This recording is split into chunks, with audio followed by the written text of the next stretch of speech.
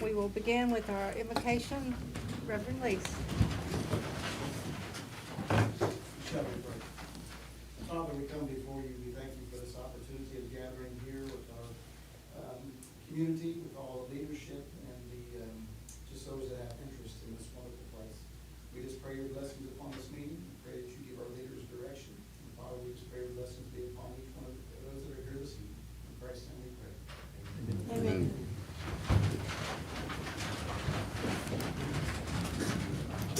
Thank you, Reverend Lees. Roll call, please. Commissioner Boone? Yes, ma'am. Commissioner Brammer? Yes. Commissioner Cartmel? Yes, ma'am. Commissioner McKay? Here. Mayor Cottrell? Yes, ma'am. City Manager Wallingford? Here. City Attorney Cottle? Here. Controller Wood? Here. Project Coordinator Ward? Here. Public Works Director King? Here. Police Chief Boggs? Here, ma'am. Assistant Fire Chief Sarton? Here. Assistant Utility Manager Purdon? Here. Zoning Administrator Larger? Here. Codes Officer Brooks? Here. Main Street Director Reese? Here. Thank you, Lisa. And I'd also like to welcome our new Assistant City Clerk, Joanna Beth. Minutes for the May 14th and May 28th meetings and department reports. I'll make a motion. Second. Roll call, please. Commissioner Boone? Yes, ma'am. Commissioner Brammer? Yes. Commissioner Cartmel?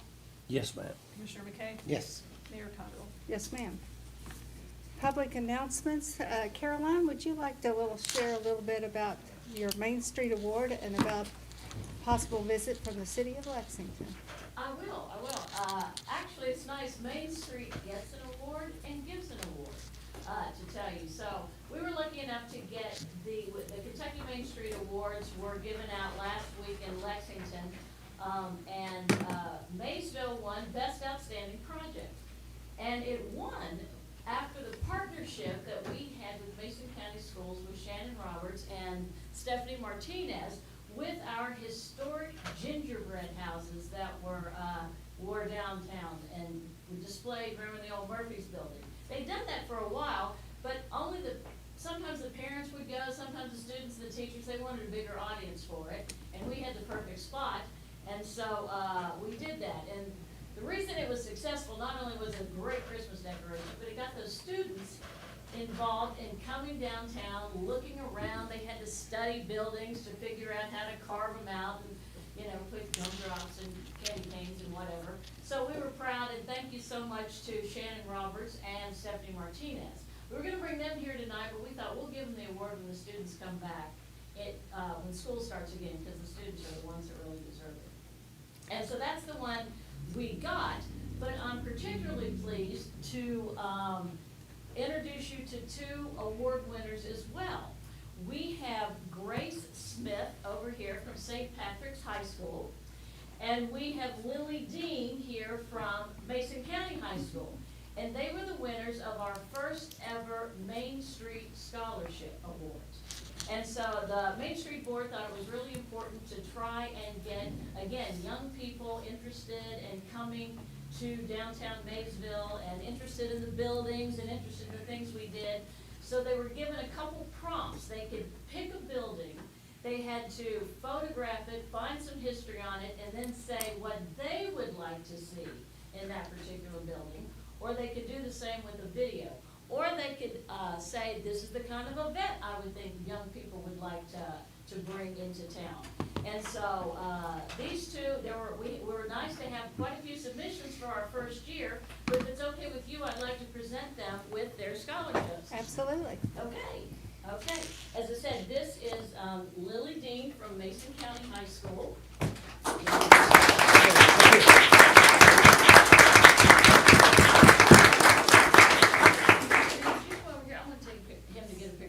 This is Grace Smith from St. Patrick High School.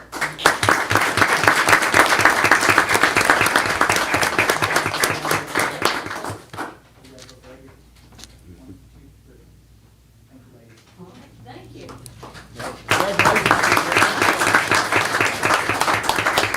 And I know you're on the edge of your seats. The business that Lily brought up was a cat cafe. there are such things that will you explain it? Lily, you're better than I am. Okay. So, cat cafes are really popular around larger cities. I went to, Savannah, Georgia, in January, and there was one there, and it was so popular. There were so many people there.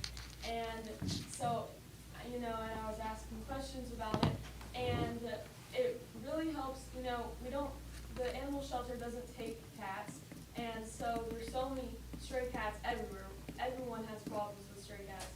And, so, you take them in, you get them neutered and spayed, and then they live in these cafes, and they can get adopted there, but then people can also come in and, be with them.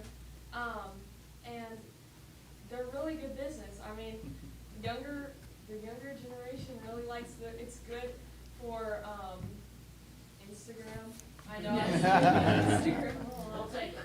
All right, thank you. And then, Grace would like to see a student film festival here.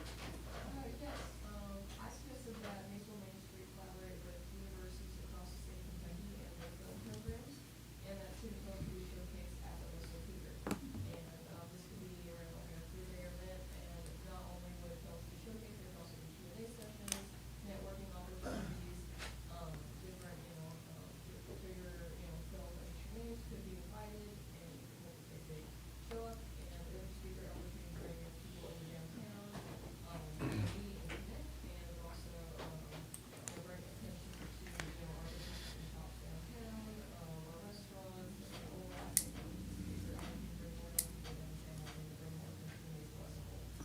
Thank you. See, we can all just step aside.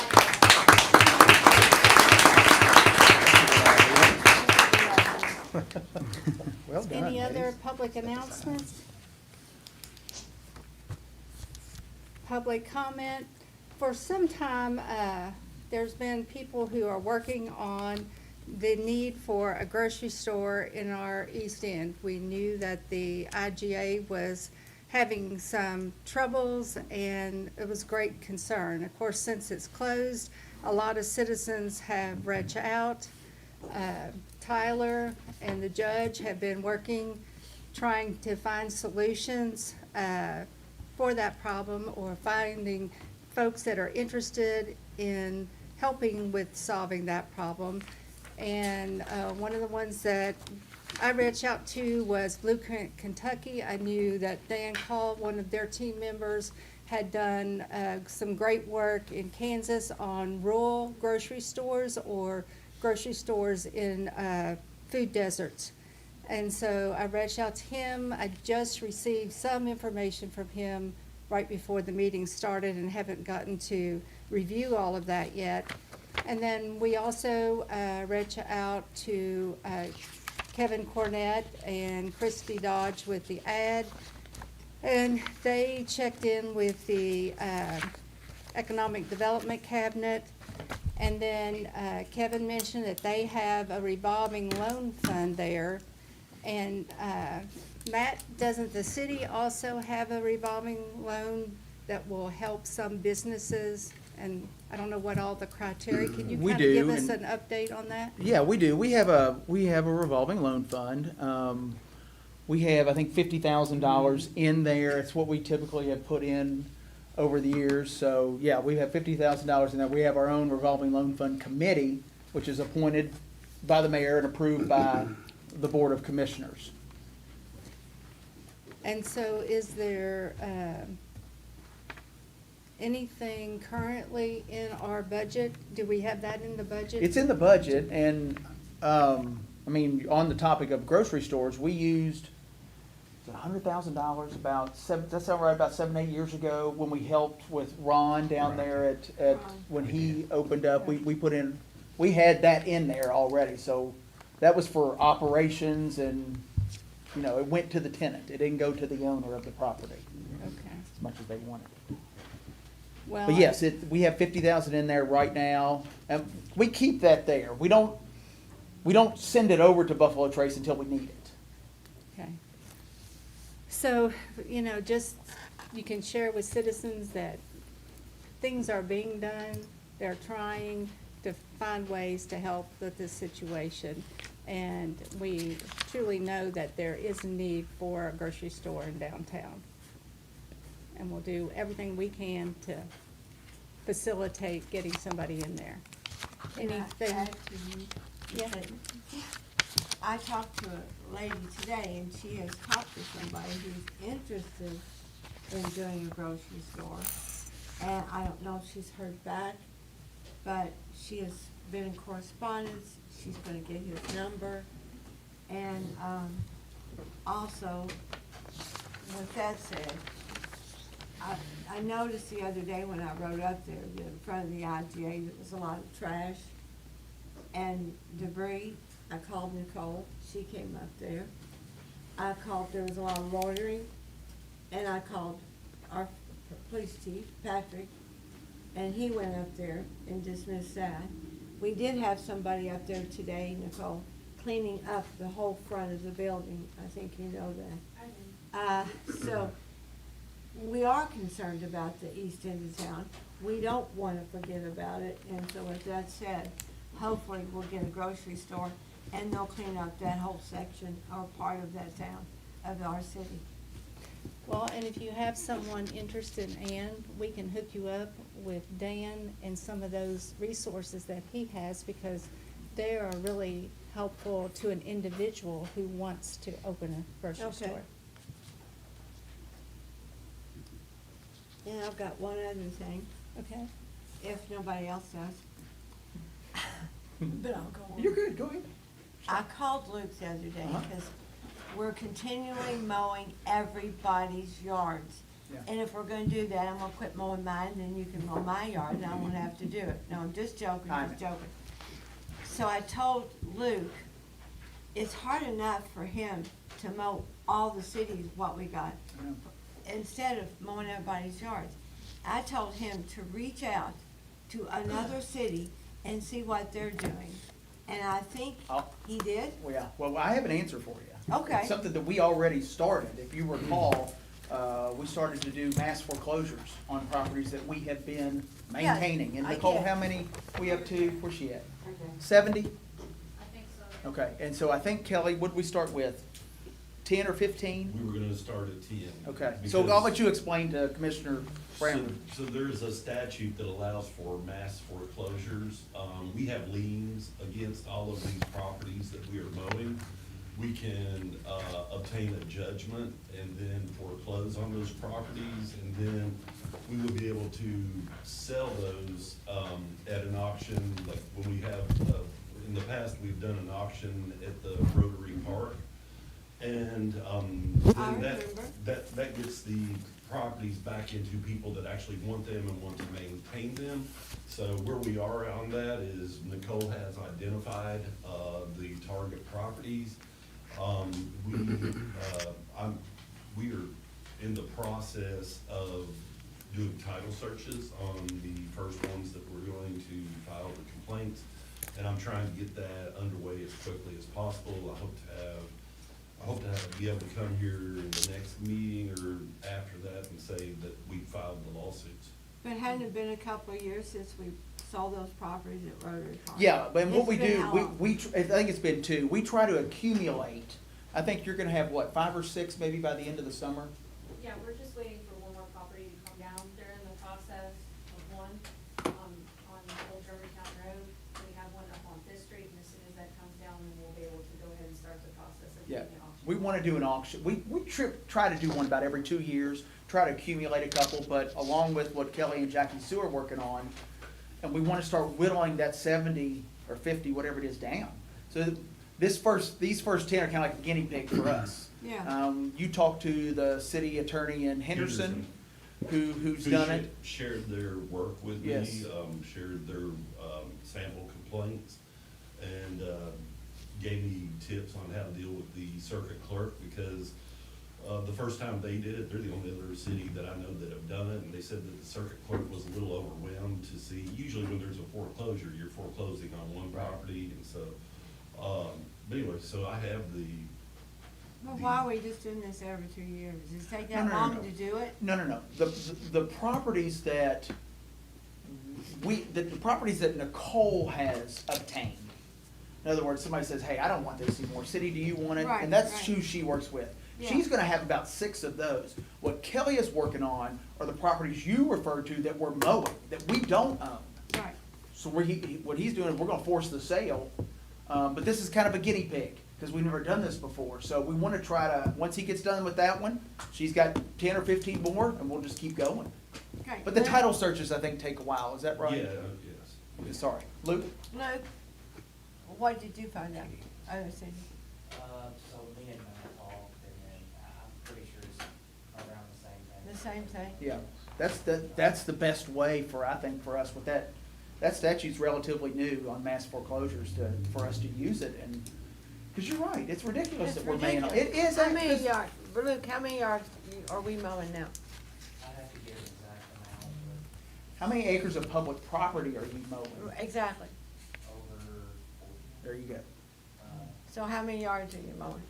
It's 50 plus. See, that's Ah, terrible. exactly, I agree, 100%. And But that's then- the best way for us to get rid of them. But are you mowing the Industrial Development Authority too? The parks? No, that's bid out every year, They bid every some out. 2 years. When I said that similar to other cities, fines and stuff like that are similar. Vic, did you have something? I'm sorry. No, we discussed this last Right. year, right? Yeah. So this isn't new. No. So this is what we're doing. That's what we're doing, yes. We're following Henderson's lead. Yes, sir. Okay. Yep. And how often can we do that? Oh, we could, I think Kelly's thing is he Could you doesn't do it wanna just he quarterly? doesn't wanna overwhelm. Right, I get it. That's the thing, and But you're not obviously. limited to once a year. Oh, no, not at all. It's kinda like eminent domain that we talked about. Right. I think- Right. I She's think already once- working on more, I think so- Once we get this first, experience, in the process going, that the next time it'll be quicker, the next time it'll be quicker, and then the clerks and Right. I will know, and I think it'll be a quicker process. Hope so. Yeah. Robert? Yeah, I know we're in the public comment section, but since we're on the topic, is there an update on the abandoned property, downtown in particular, with the appraisals and domain cases? That's, I know Jackie Sue is, Yes, when. we're trying to get the deed to the Tillett House, which is Okay. 529. She filed suit, and last I knew, there was negotiations. That's what, that's the last I think I told Okay. you guys, yeah. All Say, right. we're still right there, Robert, but I know Nicole, you're working on 2 more properties, right? To get that process started. One on 11, and what was the other one? There was one on 11, I can't remember off the top of my Okay. head, but I've already turned that information over to Jackie Sue. Fantastic. So we're gonna Alright. keep going, yeah. Okay. Is that on the corner? Are we talking about the old Vance building too? Oh, yeah, that's one that she's negotiating with right now. Okay. Yeah. On the sale? Or, Are trying to, yes, okay, so that we can get out of the lawsuit. right. Okay. Caroline, excuse me. Yeah. Going back to that, how many scholarships did you give this year?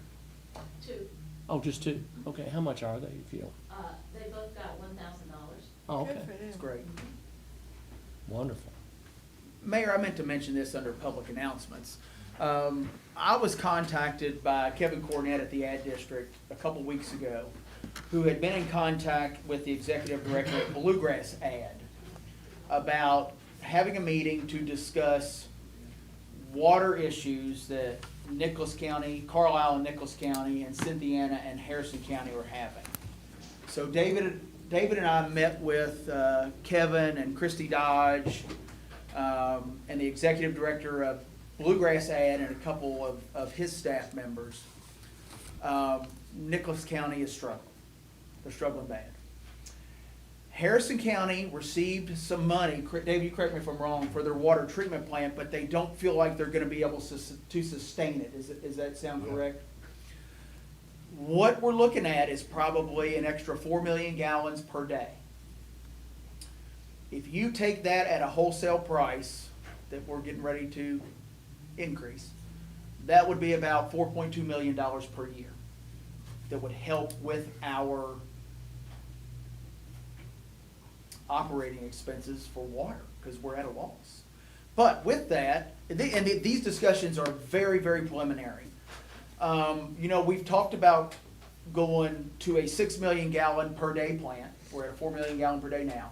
Well, if we're going to help with Carlisle and Cynthiana, we're gonna have to go bigger. So we're talking probably what, 12, David, with the ability to expand to 14, sorry, Kevin, 14 to 16. These are early discussions. You know, right now we have $18 million to go towards a water treatment plant. Working on getting the rest of it so that we have a new 6 million gallon per day plant.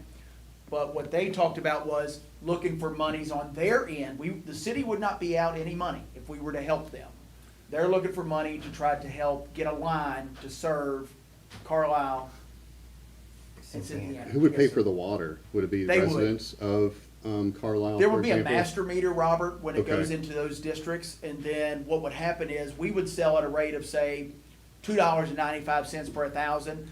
They're gonna up it a little bit, and then their customers, they would So their take care of the customers would billing. pay. They would take care of the billing. All we're doing Okay. is sending water. So maintenance-wise, pretty much nothing, Kevin, right?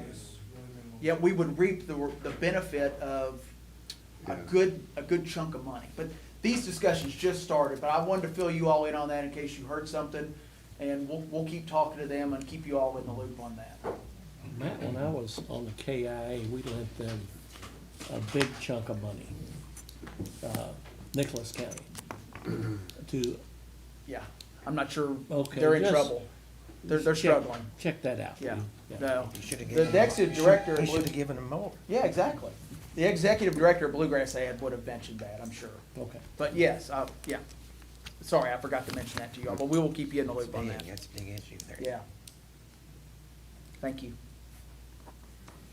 Thank you, Matt. Any other public comment? Hey, I would just like, yes, Mayor, I'd like to thank Kevin and his crew for jumping on that water leak early Sunday morning up on Tyler and Forest. They jumped on it really quick, got it shut down and fixed really quick. Yep, they did. Appreciate it. He's got a good crew. Appointments, Commission on Human Rights, Nicole Harris to fill Patricia Whitaker's expired term. It expired on March the 9th. And then Byron Parker to fill the unexpired term of Mike Beebe on the Maysville Mason County Arts Commission. Mr. Beebe moved to Lexington, so to fill his position. So moved. Second. Roll call, please. Commissioner Boone, Yes, ma'am. Commissioner Brammer, Yes. Commissioner Cartwell, Yes, ma'am. Commissioner McKay. Yes. Mayor Cottrell. Yes. The Arts Commission Chairman, Lauren Lax, is here to join us and to present the Mike Thomas Fine Arts Scholarship. Hi, everyone. Come on, Come on up here, come on. And come up Good to see closer. Get up here and to join the- us. It's an honor to present the third year of the Mike Thomas Memorial Scholarship. Mike is a big proponent of fine arts in general, and this year, the award goes to Miss Jada Dixon. Jada, if you want to come? Yeah.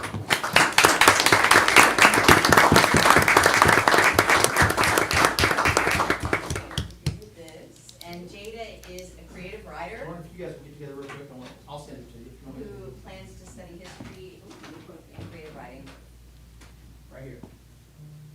Excellent, thank you. at Sorry. Thomas More College. And just so you know, Mark Funk, Send that to Mike's spouse, totally endorsed Jada. She's a performer with, you've been with Children's Theater and the Maysville Players both. And is there anything that you'd like to say about what you're looking forward to this fall, or? Looking forward to learning more. I bet. Well, congratulations. Congratulations, Jada. Thank you for being here, Lauren. Discussion pickleball courts. Mayor, Commissioners, Commissioner McKay reached out to me last week about the need for more pickleball courts. And he mentioned the Maysville Mason County Recreation Park. And I will tell you that David has been approached, and I think the judge has as well, about obtaining the tennis courts at the former Maysville Country Club. And so I'll let David kind of talk about what we could do, what the costs might be, and that sort of thing. And we'll go from there. Dave? Yeah, of course, as far as looking at the recreation park out there, that'd be, basically what we got is 4 courts, it'd be 4 new courts. you're looking at a cost with, you know, everything, doing everything, lights, everything is about $77,000. That's about the total cost. And of course, you put 4 more courts in, and then, you know, that kind of squeezes down your parking too out there. So, I mean, we'll have to look at that. We might set them at a different level, you know, right beside the other courts that are there, but be at a different, a little bit different level. We also looked at January Park at one time. Yeah.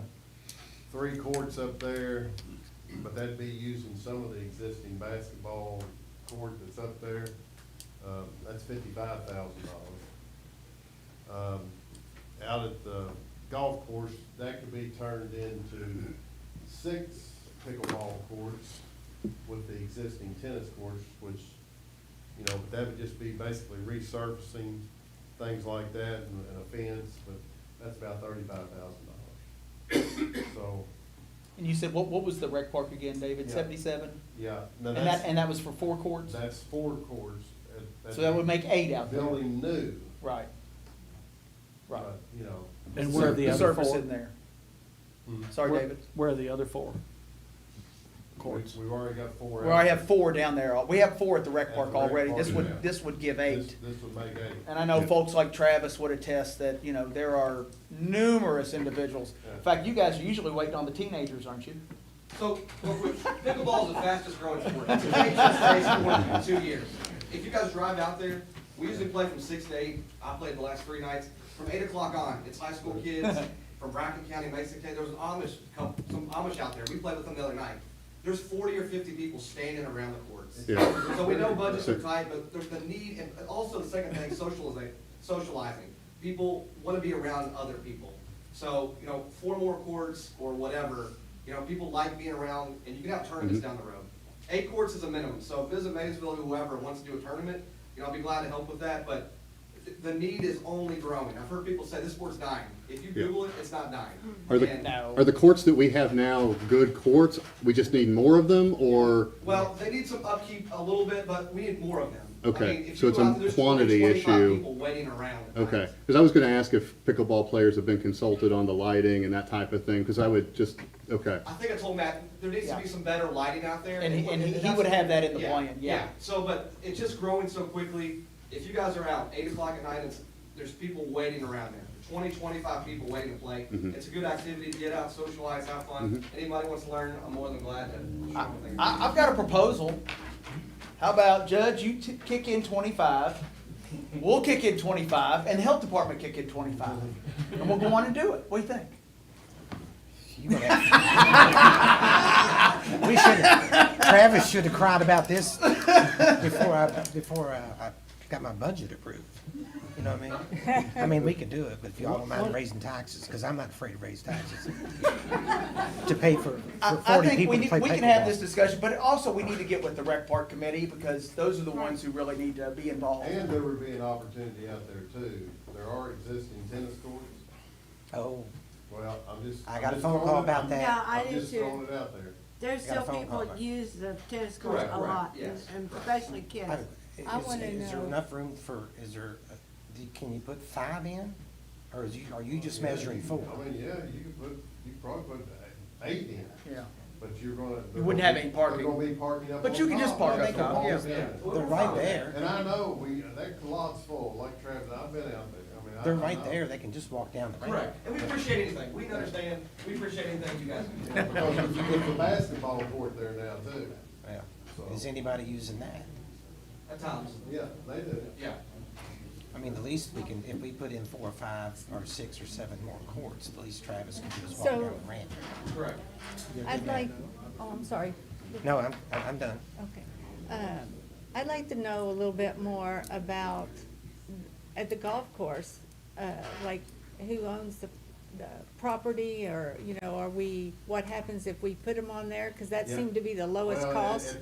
That was early on onset, they said that they would, you know. Said they'd donate it to us. Donate the property. Hmm. Yeah.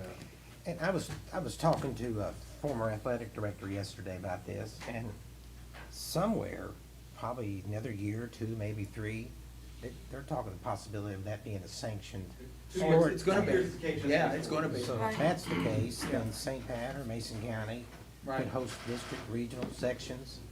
Right. Yep. And you said, Travis, you have to have a minimum of 8 But that to. would be, that's why he said you Okay. need them all together. Right. You need them all together. Well, I strongly recommend that, though. Yeah, you'd have to I have do them out too. there. You'd increase more people at the rec park, too. Well, what about January Park? Could you put a Well, couple there? I mean, I think I would like to have more input on that, just because I wanna know if kids are using that basketball court. I know they're using the new one up at the King Park, but are they using that one as well? And, you know, we have three pickleball courts down here at the library now. So we do have 3 downtown, but I'd love to Are hear a those little bit used- more. I'm Are sorry. those used much? And I'm not I sure. heard that they weren't. Travis, do you know if you've seen, have you What seen? hurts them down there is the water. comes up. Exactly. So the library wanted to build up, now people use them, we're not against building pickleball courts in other parts of town. Right. We just want some additional where everybody likes to congregate, it's a social game, but the water coming up hurts them and then it's. I heard that. That's what I heard. It's covered. Judge and Ann, how about we, and Chris, how about we get together after the first of the fiscal year and pull a rec park committee meeting together and see That's what we good. can come up with? How's that sound? Yeah, Does that's that sound fine. good? You got that money, Matt. Spend it We'll wisely. find something. We'll see what we can do. I know. Thank y'all. Thank you. Judge back there sitting on that top floor money, too. Mm-hmm. Motion recognizing Chris Lofton and Darius Miller. You wanna say anything? No, you get up here and say something. You were out there yesterday. Come on. I told you I was gonna put you in the spotlight. I appreciate it. Yeah, no, anytime. So the last, I was gonna say the last 3 or 4 weeks, we've been recognizing Chris Lofton for his achievements and the person that he is in our community. We had a kind of celebration for him going into the Tennessee Hall of Fame a couple weeks ago here at Rotary Park. It was great. It was just a bad day of rain, which didn't stop us from celebrating. Yesterday, well, the past 3 days, we had the Miller Lofton basketball camp, which we have every year. The mayor, Matt, always helped us, so we appreciate you guys' help. We worked with myself, along with our Camp One family, we worked with Matt and the mayor about doing something very different for Chris and Darius. Instead of naming a park or a strip or something, they decided, we came up with the decision to give them a key to the city, which was huge. As you can tell on social media, a lot of people were appreciative of that, and I know that the 2 gentlemen were very appreciative of that. Not only that they're athletes that have reached the highest goal at every level of basketball, they're also great people. They're also great representative ambassadors of our communities. I am blessed to be friends with both of those guys. I'm blessed to work with them in different capacity of basketball. They have brought me in contact with a lot of different people. But only, the best thing, like I said before, the only thing that I know, they are great ambassadors for our community. You know, if you ever had a chance to talk to either one of the guys, they're just kind of hearted. But it all comes back from their upbringing, their family. They have great parents, which till this day checks on each of us. I mean, LeBron has been around them, like they check on us on a regular, like we're still those teenage kids, which I appreciate. But again, I wanna thank you two for always reaching out, helping us. There's always room for more help if anybody is willing to give us a call. Not only that, you know, a lot of you guys may not know that Camp One's been around for about 14, 15 years. We're based out of Lexington, but we do a lot of different things around the state of Kentucky. So it's not just a couple guys getting together every year. We do this weekend, in and out every weekend. Like this coming weekend, we have another tournament. I think we got 16 teams in the tournament in Lexington. So if you're ever in Lexington, stop by the facility, which is an alumni center. Again, you know, it's not just a couple guys growing up together. It is, but it's also a family, and our Camp One family grows every year. I remember, like I said, 14 years ago, we started out with 32 kids. Now we're working with at least 1,500 kids a weekend. So, Wow. you know, we're blessed to be able to take care of this, and again, we're blessed to come back every year and give back to the community. So, Are you helping with the Gus Backer? yes, I am. Okay. Yes, along with Justin And there'll be what, 40 teams? and, is that what we're asking, Justin? We're not exactly sure yet. There's a lot of last minute signups for that kind of thing. So we went to Show Coffee to check theirs out, and a lot of them were like that. So I think Had they over had 100, didn't Yeah, they had over 100, and we're hoping to get somewhere around 40. Wow. Yeah, and that's July 11th through the 13th. Yeah. And it'll be played right down on, McDonald Parkway. I want to add to your comments, Lamont. I have seen firsthand the difference it makes in some youth, because they not only teach basketball skills, but they teach sportsmanship, respect, perseverance on the court. They're teaching life skills to these kids, and I've seen a difference that it's made in some students. And so, thank you, thanks to Camp One and to the Miller family and the Lofton family for the contribution that they're making back to the next generations of our youth. So the past 3 days, we served 115 kids at that camp. That's great. Matt, I had a call from Vicki Pardon, Huh? and she can't use underneath the Lewis and Clark exposition tent for one particular weekend. Okay. And anyway, they can't use out front either on Second Street, because that's gonna be closed off. And Okay. she just wondered if she could go use under the bridge. Oh, yeah, it's Where they public. used That's to have all, it. that's public, that's all our property, Okay. yeah. Oh, absolutely. And she wants to know. And if- just have her contact me if you'd like to. Yeah, and she would like for us to advertise it too. Okay, All right. just have her contact me. I'd I like will. to talk to All her. right. So you need a motion to, Yes. So moved. I second, because they are outstanding young men, and we're proud that, for them to be from Maysville, Mason County. absolutely, good kids. Roll call, please. Commissioner Boone? Yes, ma'am. Commissioner Brammer? Yes. Commissioner Cartwell? Yes, ma'am. Commissioner McKay? Yes. Mayor Cottrell? Yes, ma'am. Thank you, Lamont. Resolution rejecting fuel bids 26-27. Resolution rejecting fuel bids, whereas the city of Maysville advertised for bids in accordance with plans and specifications as follows. A, fuel 87 octane and undyed diesel advertised on May 9, 2026, bid opening May 27, 2026, whereas the following bids were received. One, Colonial Oil Industries, $0.1677 above rack price for 87 octane and $0.0178 above rack price undyed diesel. Two, Petroleum Trades Corporation, $0.2681 above rack price 87 octane and $0.2672 above rack price undyed diesel.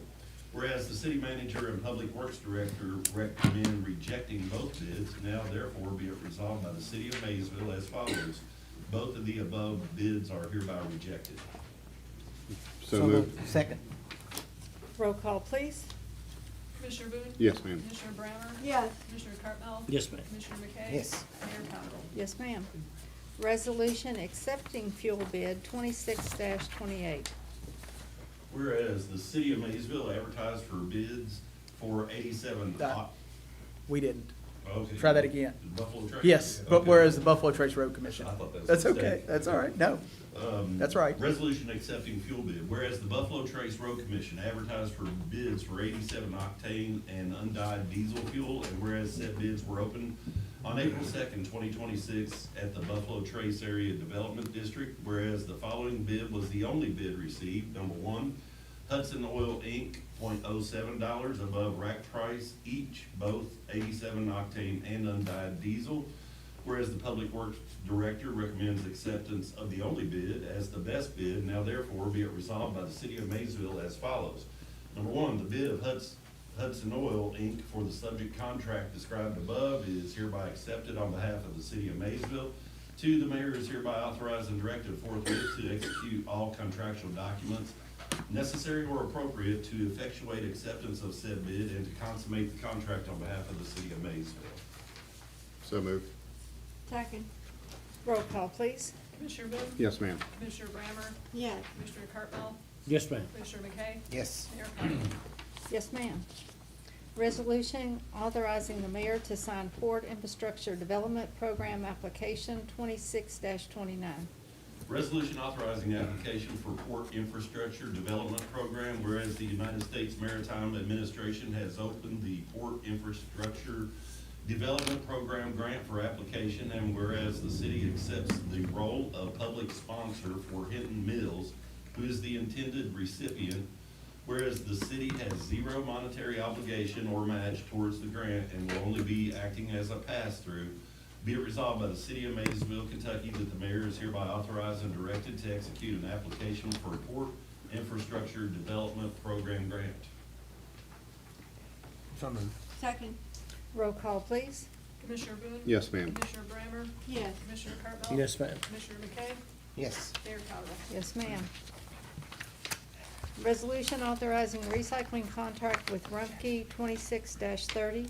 Mayor and Commissioners, I would like to call this a discussion and not a resolution because I just received those numbers this morning.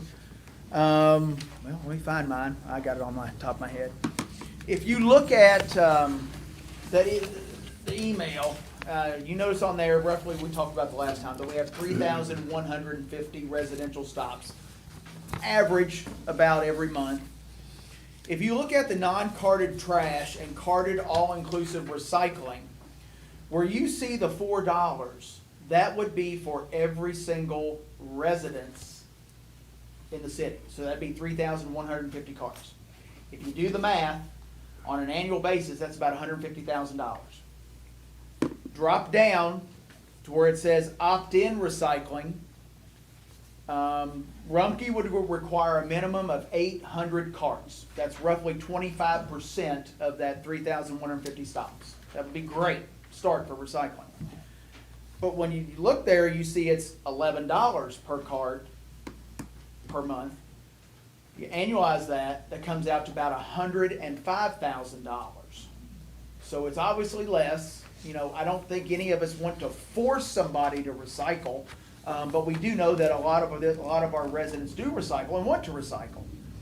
So my point there is, if we wanted to go with the opt-in and subsidize it, which I'm told we would be only the second community that subsidizes recycling. Brittany, is that what you told me in your area? In our area, the only other city.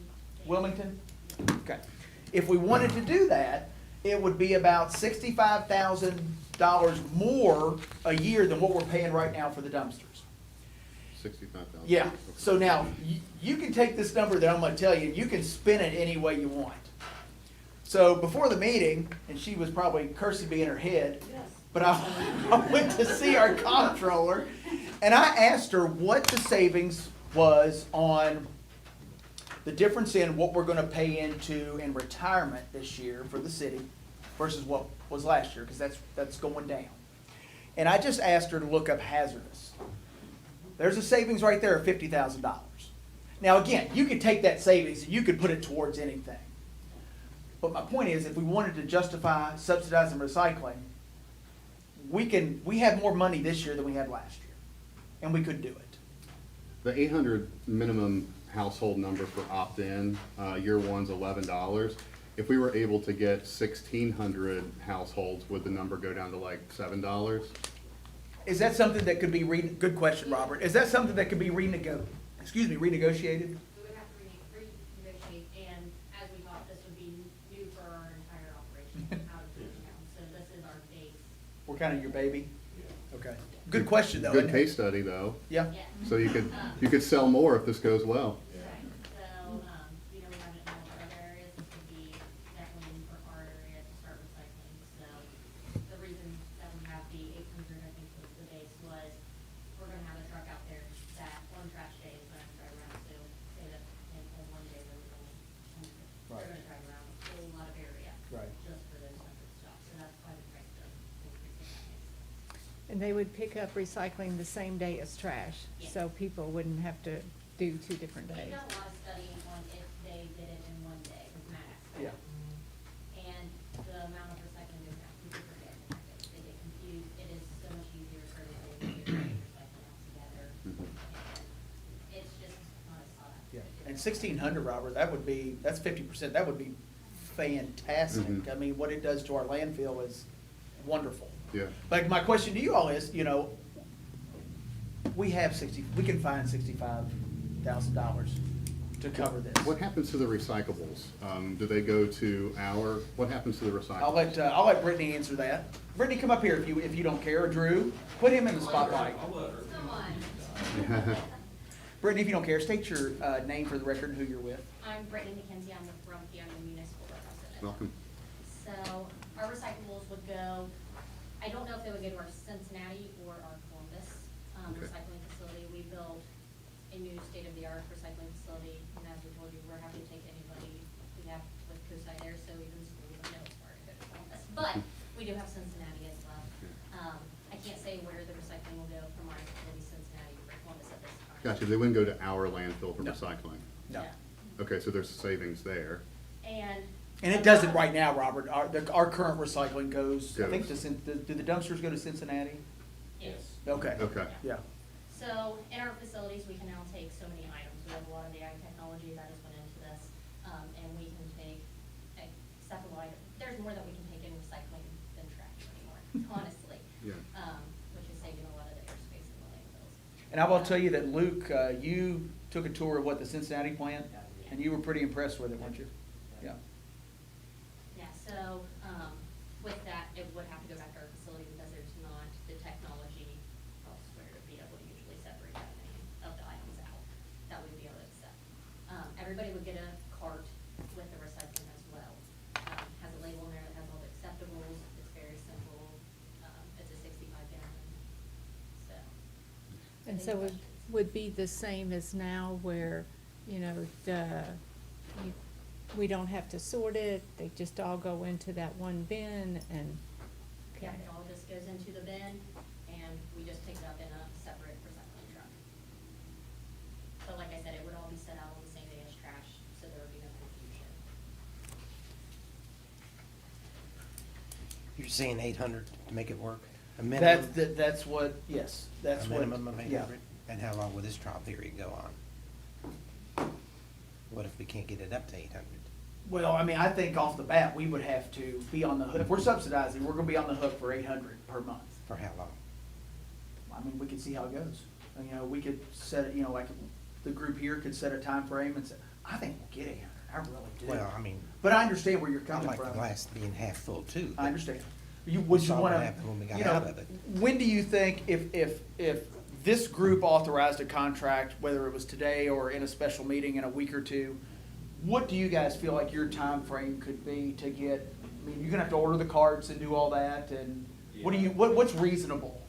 That's the easy part, the getting the carts, and truck might be a little bit of a challenge, but it's not too bad. We talked to Jake Rumpke today, and if we have to for the time being, because we're currently working with engineering and EPA to get a transfer station at our facility in Georgetown to drop it, truck it to either Columbus or Cincinnati. But if we have to for the time being, we're just gonna shoot down to AA, take it to Cincinnati, drop it off, and go back to Georgetown. So it's not gonna be efficient at first, but it'll get us there. But then it gives you the recycling. And obviously, we're gonna have to figure out a way to get an inventory of residences who Yeah. want it, and how we're gonna go about that. I know, I mean, we can blast it out, Facebook and all kinds of stuff, the radio and newspaper, and do some articles and get the word out, and, We can help it. okay. But again, realistic, Drew, what do you think would be We can, all, Put me on the August, spot. September? Yeah. So, yeah, that should be Okay. realistic. Okay. we can. And what I would say, going back to your question, Commissioner, is I'd give it a trial run through the end of the fiscal year and see how it goes, and if it's not working, then we'll figure something else out. So what are y'all's thoughts? What do you guys think? I would like to see the $11 number go down. Yeah. Well, But I think it's a honestly, great idea. Yeah. I think we could get more than the 800, because back in, I believe it was the early 1990s, the Mason County Homemakers did a marketing campaign on recycling, and I believe that at that time, the percentage went to 38% of On households. that, we have community that, and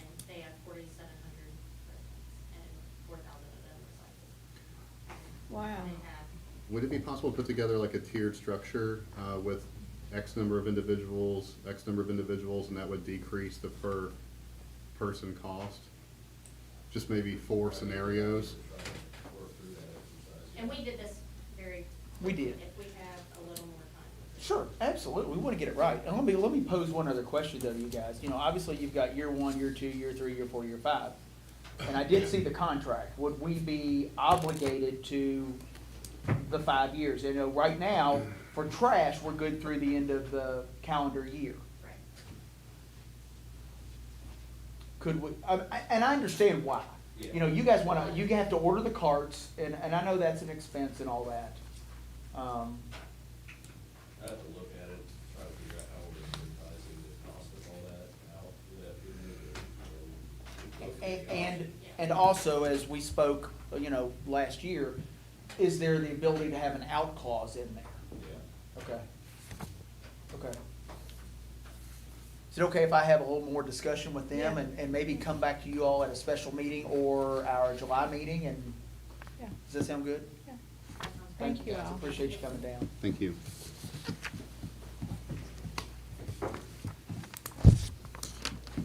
Ordinance adopting the city budget for fiscal year 2027, first reading, 26-05. An ordinance adopting the City of Maysville, Kentucky annual budget for fiscal year 1 July 2026 through June 30, June 2027 by establishing revenues and resources and appropriating funds for the operation of city government. Whereas an annual budget proposal and message have been prepared and delivered to the Board of Commissioners by the city manager pursuant to KRS 91A.030 and Code of Ordinances Section 131.01, and whereas the Board of Commissioners has reviewed such budget proposal and made necessary modifications, now therefore be it ordained by the City of Maysville, Kentucky as follows. The annual budget for the city's fiscal year ending 30 June 2027, summarized by resources, revenues, and appropriations as follows, is hereby adopted. I'm gonna go column by column and start with general fund column. Resources available, fund balances carried forward, $15,455,217. Estimated revenues, property taxes, $1,280,000. Licenses and permits, $10,711,000. Intergovernmental revenues, $1,103,500. Other revenue, $6,704,007. Total estimated revenues is $19,920,675. Total resources available for appropriations, $35,375,892.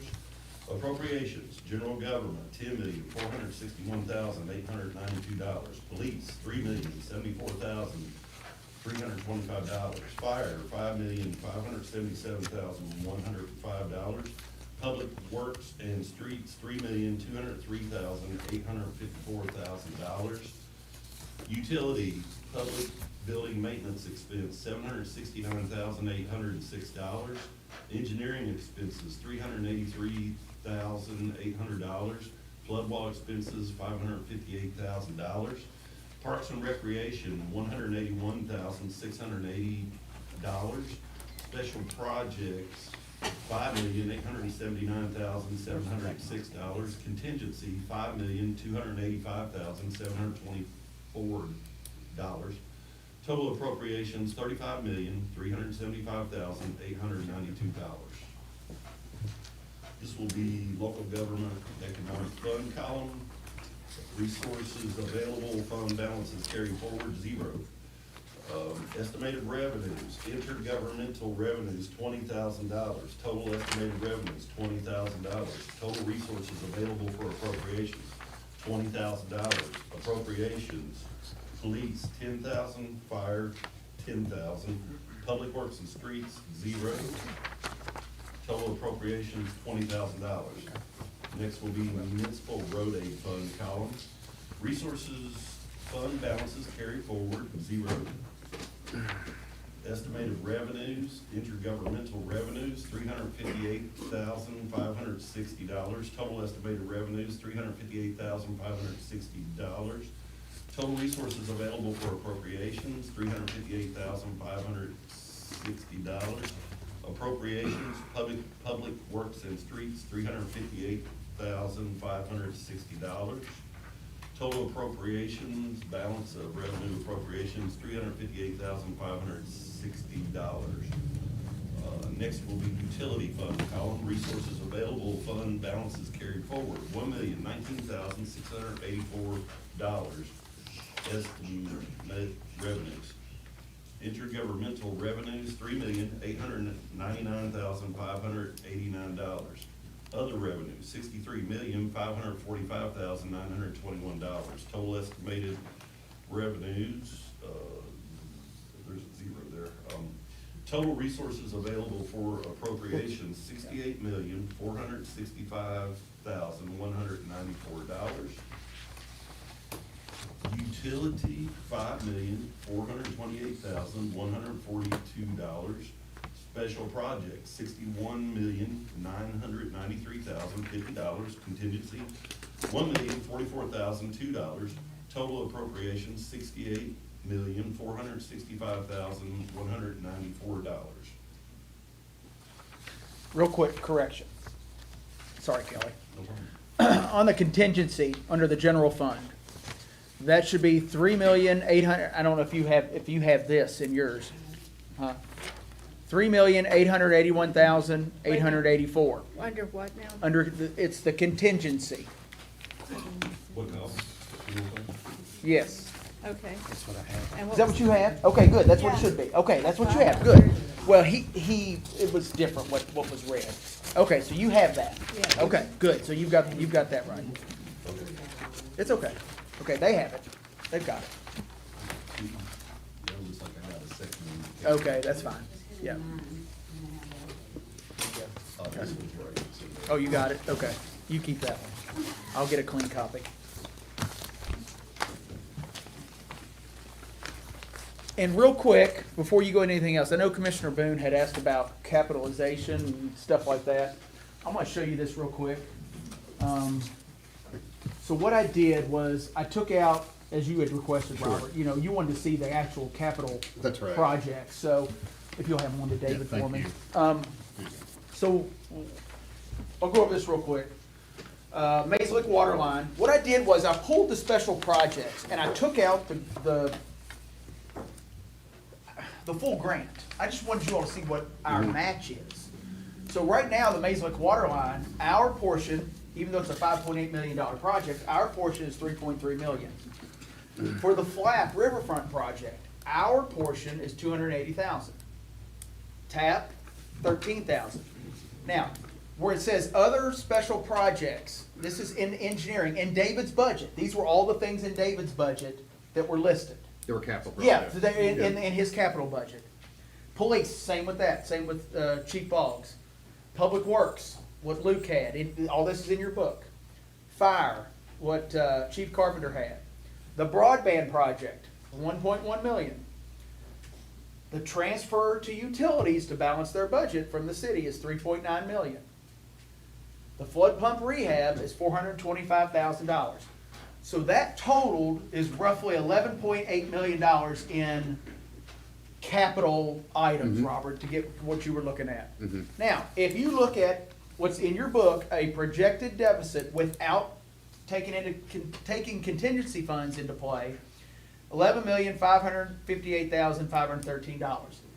If we didn't do any of those capital projects, we'd be in the black, roughly $258,487. That's what our contingency money is for. Is to be able to buy a fire engine, is to be able to buy police cruisers. That's what that money is for. We will end up being in good shape because every department head in here does a great job balancing their operating budget. Does a phenomenal job. But if we didn't do any capital projects, we'd be in the black $250,000. So I just wanted to kind of show that as a reference. Robert, was that kind of what you were looking? Was that kind of what you were looking for? I was looking for a separate capital budget, yeah, But- and I think that's helpful, okay. because I think it skews the general budget because not all the capital projects hit. Right. And they hit at Yeah. different times. They do, So you they have do. some recognition issues with it, so. And Yeah. that's a good point. And as I've mentioned in the past, we won't be $11 million in the hole. We won't. Because a lot of these projects are not gonna hit, but we have to show them in there. It's a good, it's a good budget, and it's what I need to run this city on a day-to-day basis. This is what I need.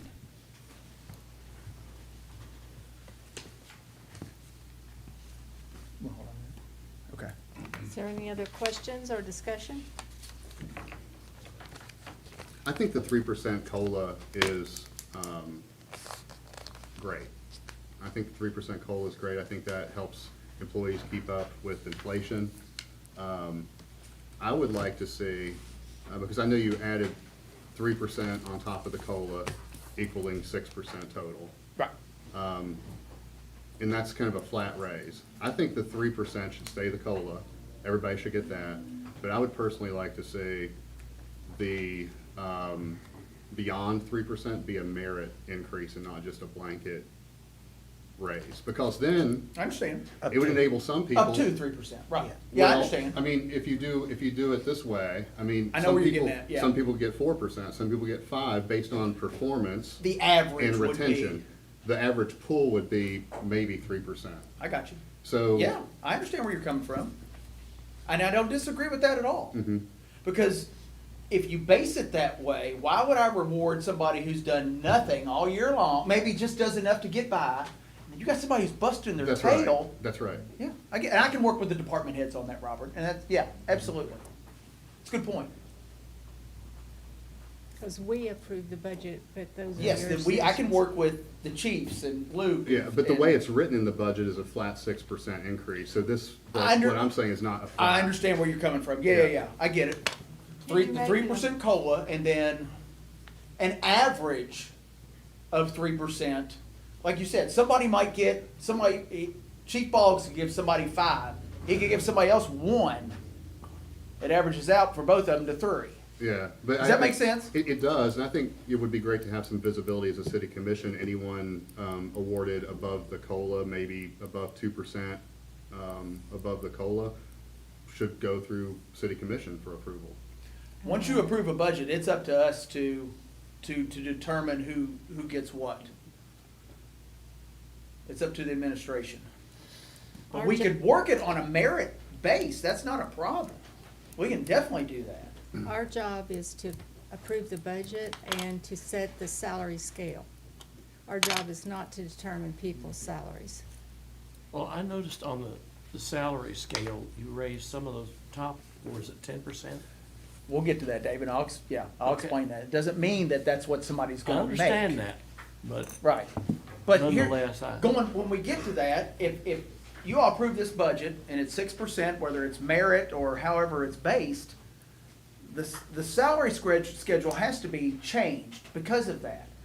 But going beyond that 6%, it's, what did you get a class 3 wastewater certification?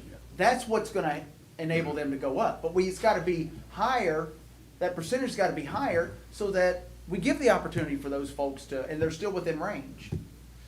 And and KLC recommends that we have a broader range on everything, but we'll get into that, sorry.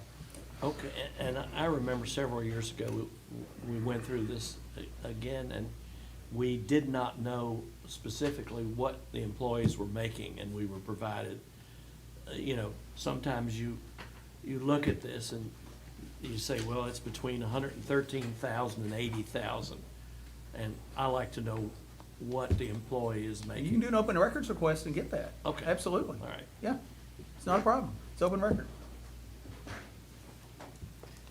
Well, and salaries are based on performance, and they're also based on the certifications, and then also years of service or experience. And so when you're hiring new people in, that makes it difficult too. You've got to determine what's a fair price, fair salary for them as well. So Well, that's why there's a range. I think there needs to be a merit pool, not just a blanket 6% increase.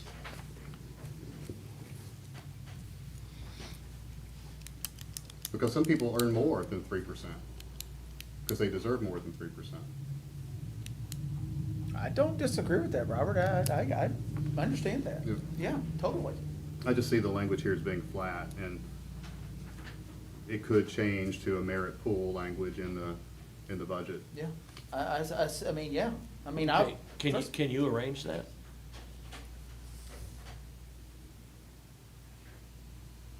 Well, the money in the budget, let me go, money in the budget, and Melissa can chime in here, has that 6% in each department. Now, again, if everybody gets the 3% cost of living adjustment, and then department heads at their discretion have an average of 3 to work with, it could be somebody getting a 4 and somebody getting a 2. But I would leave that up to, say, Chief and Luke and Kevin, because they know their staff better than I do. And I would leave that up to their discretion, so Sure. long as it averaged out. Yeah. Absolutely, I get what you're saying. Okay. I totally understand, and I can work with them on that. Be glad to. So the max would be a 3. On average, yes, Vic, it would. That would, on average, that's what it would be. But somebody could get a 4, somebody could get a 2, because of their performance. Yeah.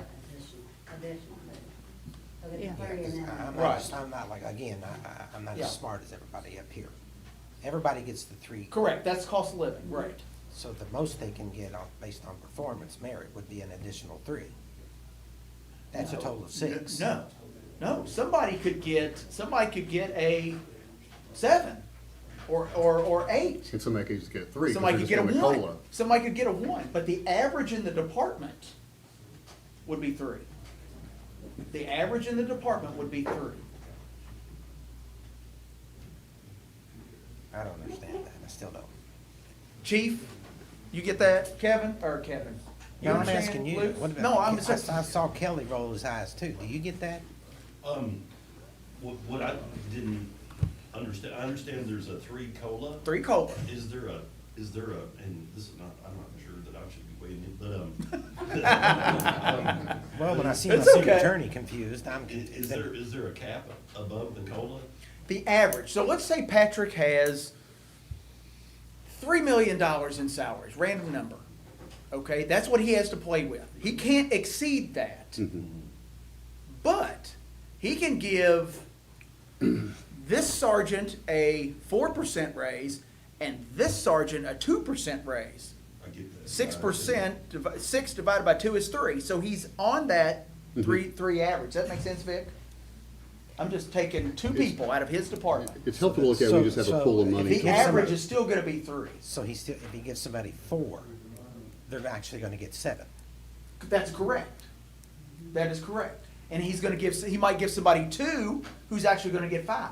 Yeah, it's helpful to look at it just as a pool of money. Yeah, I understand. And I then know you what you're kind of saying. back into the percentages. I understand what you're saying, yeah. Yeah. You get it, Chief, where I'm making that? I get both sides. I see what Yeah. both people are saying. So one side is everybody's getting 3%. That's the COLA. And That's yeah, flat, And yeah. then we determine. You would who's gonna determine- get up to the 6, I think is what Victor was saying, but the way I see Victor saying is we cap it at 6.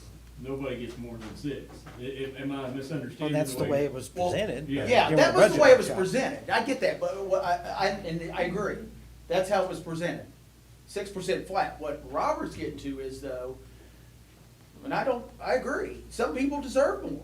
Who, maybe somebody who's worked their tail off and somebody who's just done enough to get by, maybe doesn't deserve more. But it still averages out to 3% in that department. Take the COLA set it to the side. It would still average as a 3% performance or merit raise. I think we just need clarity from the way I'm looking at it, from all the employees of the city watching, is they're not guaranteed a 6% raise. That's right. That is That's- correct. I think that's the clarity. That would needs be to correct. If that's the route you all given. want to take, that is correct. The route That's that I'm correct. proposing presupposes that we have a fair evaluation process by which department heads can rate performance and award accordingly. Do we have that in place? We have evaluations, yes, we do. Okay. Yes, I understand where Robert's coming from, yeah. And, Yeah. and those, they would be determined by their department heads Absolutely. only. Chief Boggs is gonna determine what his staff gets. And Luke would determine his. Absolutely. I will determine the 14 people that I supervise. Absolutely, yeah. We can do that. That's not a problem. Hey, Matt. Yeah. We used to do that. Yeah, we've done that before, and we have done that before. We've done that before, absolutely. We can do that. I did that with my employees at UK, and that was the way UK did. Sometimes you had a merit, sometimes you had a cost of living, and then sometimes you had a blend of the two, which is what Victor, this is looking at. And that's, if that's the, you know, we do merit, and they know that at the beginning of the fiscal year, maybe I need to bust my tail so I can get a higher, you know, and it's a good incentive for those individuals. But yeah, we can absolutely do that. And I can work with my department heads and. So what are you saying, Robert? You don't go over 6% total? Is that what you're saying? No, I'm saying everyone gets the 3% COLA, because that's inflation, that's cost of living. So, and then every department head gets on average 3% for merit increases, and they do an evaluation that is fair to justify the percentage increase per employee. Yeah. And that averages out to be 3%. Some people may get 0%, But see, and some people might get other 4%. people can get more. I agree, yeah. Yeah. Yeah, I got it. It's not capped at 6. Because if you just have a flat 6%, everyone's gonna get it, and Right. you're not really Yeah, I rewarding understand. performance. But the flat 6% versus what Robert's saying, monetarily, it's the same. What we're spending, it would be the same. In a budget, it's the same. Right, in a budget, Yeah, yes, thank yeah, you. yeah. Some's lower and some's higher. Some people, Right, some yeah. individuals, yes, yes, ma'am. Yes, ma'am. But for the budget, sake of the budget, the money is The the same. money's the same, It's yeah. like, Yes, ma'am. Yeah. Yeah, absolutely. So, Any other questions?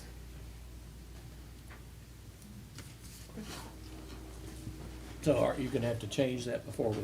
No. I can do that with, I can work with the department heads on that. Okay. Yeah, because we have evaluation forms and stuff we can utilize. Absolutely, I can work with them on that. Be glad to.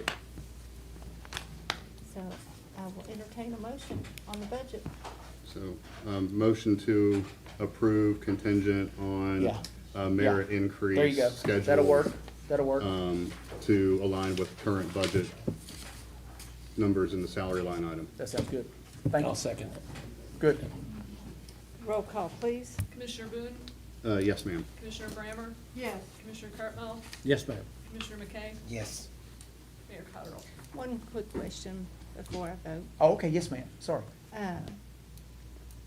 Then in that process, if a employee felt that they were not justly evaluated, do they then appeal that to you? I don't like to overstep my department heads. Well, Again, they could, but I'm gonna talk to, let's say, There's an appeal process in our policy.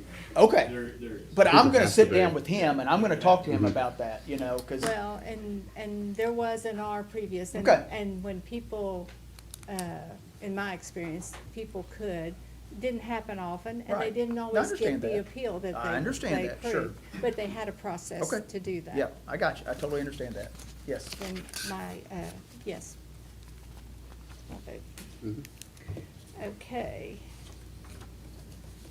Ordinance adopting salary schedule for FY 2027, first reading 2607. An ordinance adopting salary schedule for classified city employees and non-elected officials for services rendered beginning 1 July 2026. Summary, this ordinance adopts a salary schedule for regular city employees and non-elected officials by job classification for services rendered on and after 1 July 2026 until amended. Yeah. Matt, was there anything you Yeah, wanted that's to it. add to that? Yeah. No, we added some titles. Might be somebody we don't have right now, for example, part-time or seasonal skilled laborer. That if we found somebody who's skilled and not just a laborer, now we've got that title in there and we can hire somebody like that.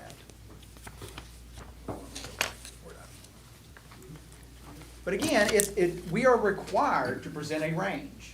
That is a requirement on the job title. Every employee who's in this room right now is in this range. Currently in this range. With a raise that was approved, they'll still be within this range. If somebody gets a certification or anything like that, we increased the maximum so that we could allow for that, so that somebody could get that and still be within the range. Did you bring it? Any questions? So who do we add?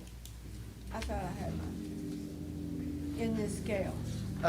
Again, if you look at, well, on the first page, added an assistant Main Street manager. We don't have one. May not need one. Caroline's probably like, oh yeah, I do. Chief, did you change anything in yours? So we used to have. Was it the a lateral clerk. rehire? No, Oh, we yeah. used to have a clerk, and then that went to an evidence technician. Right. So I asked that we add a part-time clerk, for upstairs or up front, so dispatch doesn't have to come out of dispatch all the time to take report money or golf cart fee money or things like that. And you added lateral to rehire in that one too, did you? No, that was there, the Okay. seasonal we added. We didn't have Seasonal police officer, I got you, Yeah. okay. And then Ann, let's So- see, I'm sorry. Okay. No, go ahead. So, even though you put assistant Main Street manager Right. in here, that would still come before this board? Absolutely, before you do full-time anything? employee. Every full-time employee comes to you all, yes, absolutely. And in utilities and public works, as I mentioned, we put in there, part-time seasonal skilled laborer somewhere. Yeah, there it is, part-time seasonal skilled laborer in public works. So actually, what you did was, on the maximum, you added 10% to the whole salary. Just to cover it, so that somebody stays within the range. Because, okay, let me make an example. Let's say somebody right now is near the top of the range, and I'll just say they get a 6% raise. And let's say it is wastewater superintendent. And once they get that raise, they're at $76,500. Well, the max is 77. Well, let's say that individual goes and gets their wastewater treatment class 3 certification. I can't bump them. I can't go above that. I can't go above that range. If we didn't do this, We have to do a salary schedule. Kentucky Municipal League hadn't done a pay schedule since '24. They do it every 2 years. They're working on the No, but we didn't 26 get now. this year. Yeah, they didn't do one, they do it every 2 years. The salaries, the salary survey that's done with all cities, yes. They only do that every 2 years. So how often would you run into that situation? We've ran into it before, in fact, Then we why had, don't you come back to the we would have to. We would have to come to you all too, and we did that maybe a year or so ago. Where we ran into a situation like that, and we had to change mid-year the salary schedule, because we want people to get their certifications Oh, and be able to get. I want everybody Oh, I know to you get do. certifications. But that's the reason why we upped it, Ann, was so that we wouldn't have to come back, hopefully, to you all. So that they would fall into that range without having to come to the commission to amend it. I got mine somewhere. And I try to be. Why couldn't you just do certifications every so often? I mean, not every time one person just does it. You see what I'm saying, Robert? Because when that person gets that certification or their education, they deserve the Right. raise then. I think, it's a good idea to know how many people certified in a certain area we Yeah. need.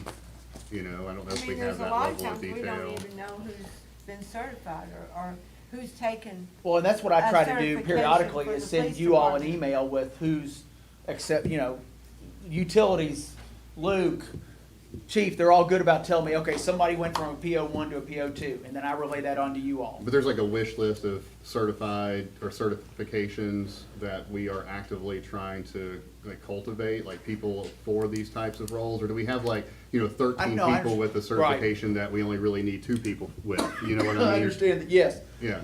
I'll use Luke's department as an example. You have what, probably 6 individuals, 6 or 7 who are certified to spray, to got their herbicide, pesticide. I think it's more than that. Okay, but you're spraying a lot of stuff, but you don't need any more than that, do you? Yeah. How many total you You have? know, No, is certified to spray. I would say, 11. yeah, 11, 12. Don't you think that's overkill on them? Well, so in the areas that we're spraying, let's say, given a week, 2 guys are off, now I've got 9. And if I'm spraying somewhere and I've gotta have 2 guys spraying. He may have other people at other places doing jobs and need somebody. And does that include the ones that are like working at the rec park and then the ones that are doing other jobs? That does. Okay.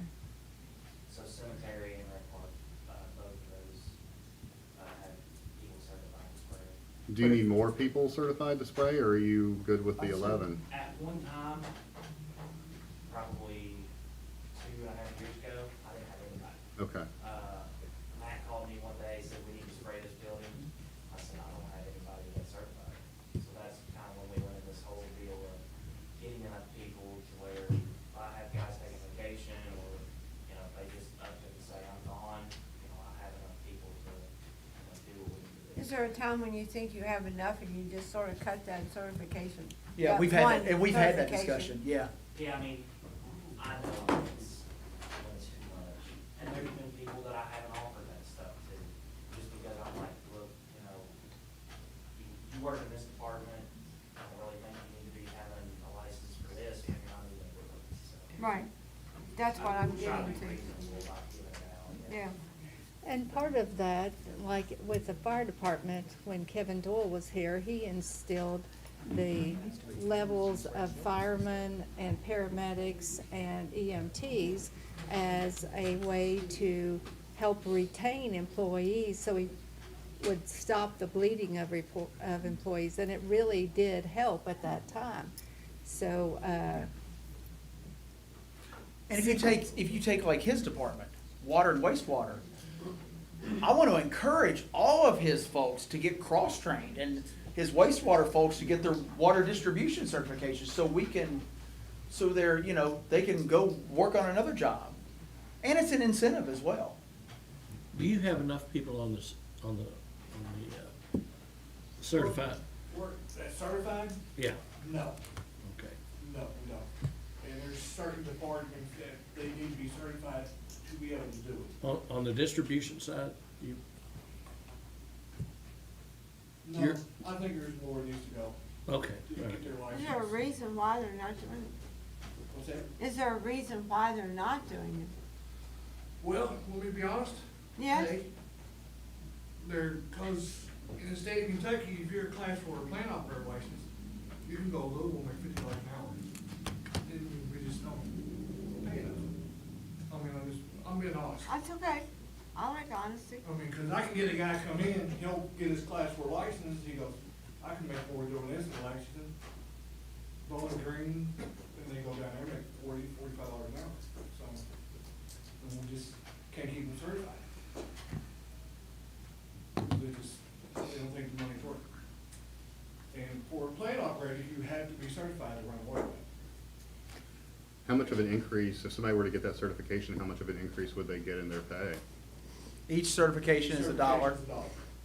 Well, that could change, right? I mean, if somebody is truly needing that certificate or certification, then their pay should increase more. That'd be- But up to you all, that's your call.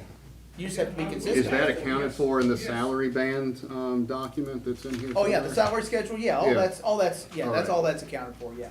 and that's Yeah. exactly what he was talking about, the extra in there for things like that. Yeah. So that we don't have to come back and amend it. Do we pay more than Blue Licks? No. They're a class 2 operating plant, they pay $31 an hour. Okay. That's just for a class 2. Yeah. But there has to be a dollar amount associated with every certification. Yes, yes, sir. Okay. But the dollar amount is not enough, is what you're saying, for that particular certification? No. Okay. Because it takes a lot. I mean, a lot of people, it seems it's easy to run a water plant, but you have a lot that you have to maintain and keep hold of with the division of water. Oh, yeah. I've toured it before, and yeah, it's a what you're lot, saying. yeah. So, you're What do saying. we do about that? I'm sorry. Oh, I said, go ahead. So what can we do about that? That'd be, if I'm sitting up there as a class 1, is it really an incentive to go to a class two if it's only $1? Somewhat, yes, I think so. You don't I think it think should be that's a- more money? Yeah, I think it's a fair amount. $1? You know, I mean, we're a small community and everything. I understand that Louisville stuff's a lot bigger. They can afford to do that. I mean, there's a lot of towns we can't. But $1 for each license, yeah, I think it's worth it. And that could be evaluated Yeah. and changed. But if we're not keeping them, then it's Well, not if we're good not enough. keeping them, it's not. Sure. I think it's something we need to look at. That's something that you all would wanna evaluate in your department, and, you know, you can make that change, but again, you just have to be consistent with it. Mhm. Then you need to up the salary scale. Well, I know, I'm willing to look at it, is what I said, but. Yes, I that mean, can be looked at. Yes, I think it ma'am. could be more than $1. That can be adjusted. I wouldn't do it for a damn $1. Well, I'm just saying. You're being honest. Kevin wants to go, he wants to go to Louisville. But we have some people, we're waiting for them to get certified. Any I other, think we need to look at this a little bit further before we vote on it. Well, if it's like everything else, they'll retire here and then Yeah, go I to mean, Louisville. Yeah. It has nothing to, this salary schedule has nothing to do with somebody is Yeah. making right now. It has nothing to do with it. It's a required range that the state, we have to do this. We have to have a required range on a salary schedule. And we Is that a bump it up. KRS? you can Is either that a state vote statute? on it or amend Yeah. it. We have to bump it up, we bump it up every year for a reason. So that people that are here now can get that COLA and merit increase and to have enough room there if certifications are obtained. That's why there's such a large gap there.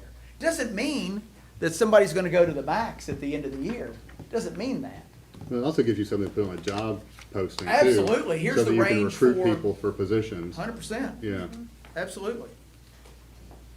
We do this every year. Yeah, we do it, we have to. We're required to do it. It is statutory. And before the end of June, right? We're supposed to.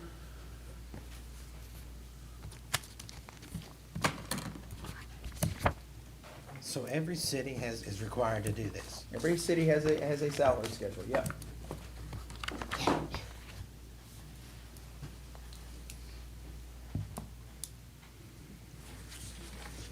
All right.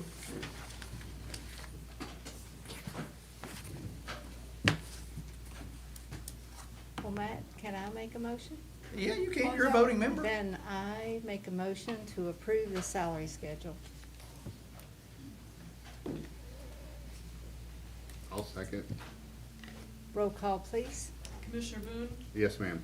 Commissioner Brammer, Can I say yes, and then when, maybe we could look at some of their things of why they're not, I think it's more than $1. That can be done internally. Well, that's what I'm saying. Because that can all be done internally, yes. I mean, I would task Kevin with sitting down with Darren and Rhonda and going, okay, what should we amend this to in So, order to recruit can and I retain individuals? Also ask that whenever somebody gets certified, would you say you send it to us? Absolutely, yes, yes, ma'am. Absolutely. That's what I've been doing, yes, Before they ma'am. get their pay raise, we see what I that think- is. Well, I think Commissioner Remmer, you have to make a yes or a no vote. It can't be contingent, I don't think. No. Yeah. I'm doing that already. No, When I'm somebody gets, asking if we can do that. Yeah, when somebody I'm gets a not new saying license, It's not contingent Yes, at all, ma'am. I'm asking. when somebody gets a new license, I Yeah. send it to you and let you all know that, hey, Okay. Jack Smith went from a PO1 to a PO2.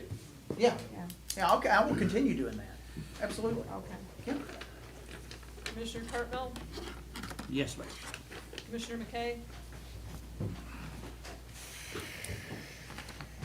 I'm not comfortable with it, but I'm gonna vote no.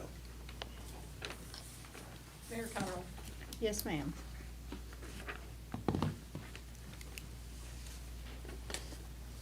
Ordinance amending chapter 320 qualified manufactured homes, first reading, 26-05.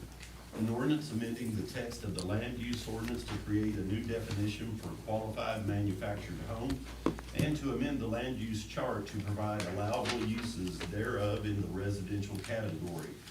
Summary, this ordinance amends City of Maysville Ordinance Chapter 320 to create a definition for qualified manufactured home and amends the land use charts to create an allowable use therefore within certain classifications.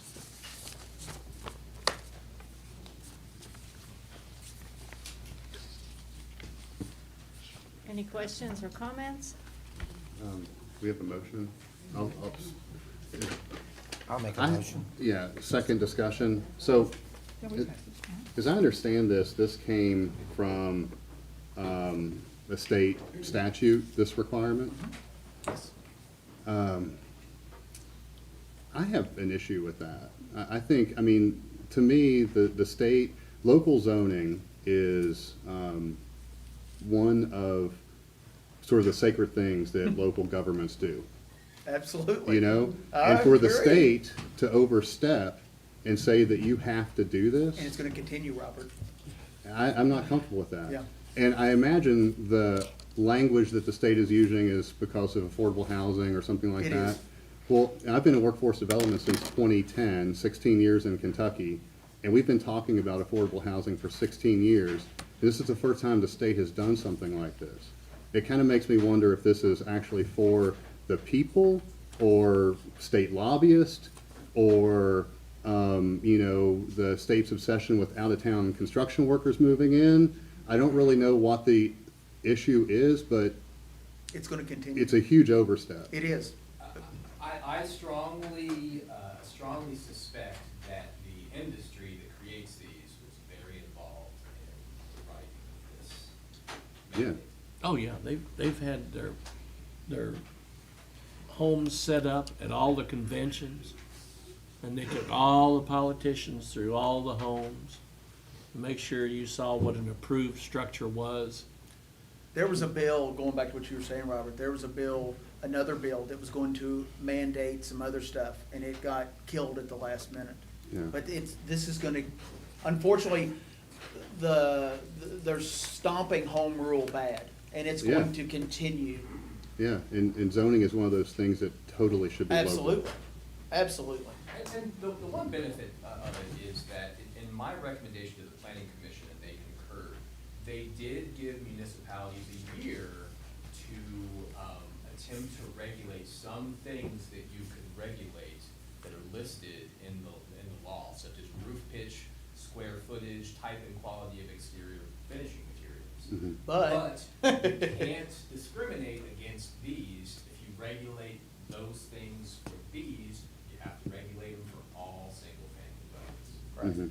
And we, I mean, the one thing on the list we do regulate are setback restrictions, lot dimensions, et cetera, but we already regulate. Yeah, the issue I have is not with manufactured homes, it's with the state saying you have to do this with your local zoning. What, can we still regulate historic Yes. districts? Yeah. So, Well, it so sits that's here. part of it. There's a footnote in the chart entry that we created and in the definition saying not in either historic district. So we've got a year to do that? No, No. we have about 2 weeks to do it. Yeah. No, the things that we had a year were to determine, you know, if we wanted to regulate roof pitch Yeah. and materials you use, but we have to regulate those for. The ability to do that seems like it's designed for, upper class areas that wanna to regulate these out of their area. And, because those types of communities are usually overregulated with what they can do with their houses. I know of communities in the Columbus area where you have to have a garage for every car that you have because you're not allowed to leave your car in the driveway overnight. So I think that's what that regulation is for. We don't regulate roof pitch for single-family dwellings. We don't regulate all that stuff. And I don't think that there is a desire to do that locally. And David, if we don't pass something by July 1st, we lose the option to pass it. So the way I would understand this law, if we pass something, George, we can come back and amend it.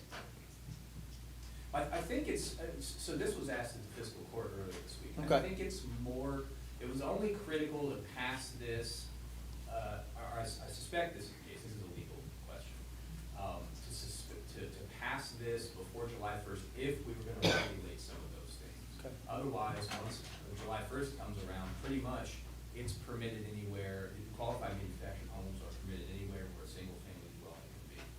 And the chart entry is pretty much mirrors where single-family dwellings could be in each zone, except for MH, single-family, which is designed for manufactured homes. Single-family dwellings are actually prohibited there, but qualified manufactured homes should be possible in a manufactured home. So, And again, qualified is built within the past 5 years. We still regulate everything that's built beyond that. We can still regulate those, as we see. Yes, Commissioner? But those, Foundations. And the foundations, yeah. They can't have be on wheels, like there will have to either be a block or a concrete foundation as well. Yeah. Hey, and they George, have to meet building They have to codes meet the the same building as a requirements, stick-built like, they can't house. have, like 2x4 exterior walls. Yeah. You know, we'll have to Except for do the same roof construction pitch. as a residential structure. Sure. this says shall not be installed in your historic districts, right?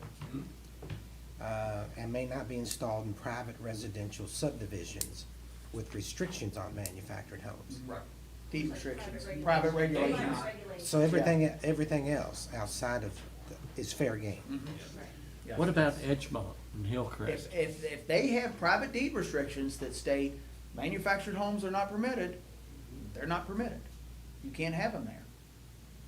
And those neighborhoods, if they don't have a prohibition, they can go back and amend them. Yeah. To keep them out, but they Yeah. can do it before any of these. Yeah, they can go back and do that. We do have a housing shortage, and there are folks, there's some very small lots in Maysville where qualified manufacturing homes, because they have to meet the building codes just the same as any stick constructed house.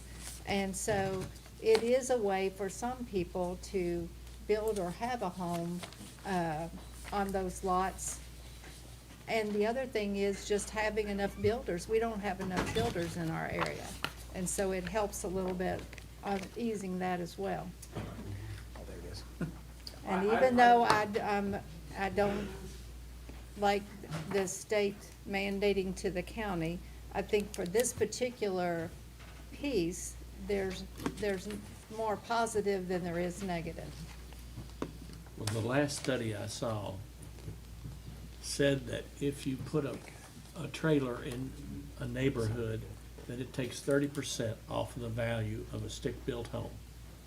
These aren't trailers. These aren't trailers though, David. They have to be Oh, on, I'm sorry. on a Wobbly block, boxes with wheels. on a block whatever they're called. foundation. Yeah. I mean, they're different. They're Okay. different than what you've seen in other areas that are, they have certain standards they have to, they're HUD inspected before they go out. Aluminum skirting's not permitted, so No, it's not gonna be like what you're traditionally. Okay. Yeah, that's part of the law, is it has to blend in with the Yes, non-manufactured home. But you can still put a travel trailer in the side or backyard, right? Yes. If it's in the side or rear, Thank you. and you have to own it. All You right. can't store it for anybody else. And you can't- No storage. And you can't live in it, it's only You storage. can live in it.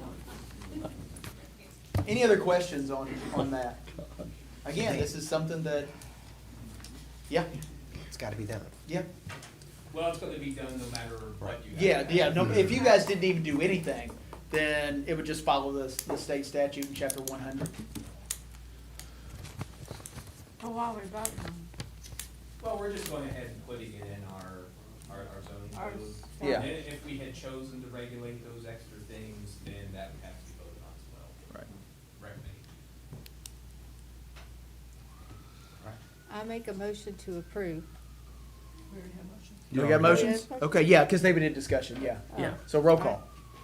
Just Roll one call, question. please. Commissioner Boone? I'm voting no out of principle because the state should not be involved in local zoning, and because I don't think they're doing this for the right reasons. Commissioner Brammer? I agree. No. Commissioner Cartwell? No, protest vote. That's okay. Commissioner McKay? I'm gonna vote yes. I mean, Mayor if we Cottrell? vote no, the state, do we lose the right? Well, the thing is, I think if you vote no and we don't pass this, then they could put them in the historic district. Oh, well, why didn't you say that before we voted? Well, I mean, it's in our. I didn't get the ordinance, and I was sitting here in the line. I'm sorry. I didn't get a copy of the ordinance in my packet. Oh, I'm sorry. If you didn't get, I thought I gave you guys all. And now, That's is what my that, concern is is. I that, don't want Big Brother in here. I don't want him. We all Is it agree. here whether we allow. I mean, there are times I don't like Little Brother, but let alone Big Brother coming in here, so. but I'll is vote. that a fact that they can? Well, if somebody puts, if somebody wants to put something in the historic district, they still have to go in front of the Board of Architectural Review. This is probably more of a question for an attorney. Yeah, this is, yeah. Do we have one? I relied heavily on George's work and he knows the ins and outs of this more so and helped write and actually authored what's being presented to you. So, even though he just said this is a legal question, I think I defer to his knowledge on this subject. Couldn't we draft it so that historic district, the language would still be in this document? Oh, sorry, you can't see it from there. It's the ordinance amending the text and land use ordinance, the draft that we're voting on. So saying that it can't be in the historic district is part of the proposal. It's a footnote for the entry in the chart.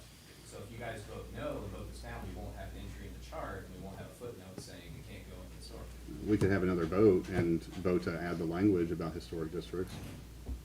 But where would that be in the ordinance?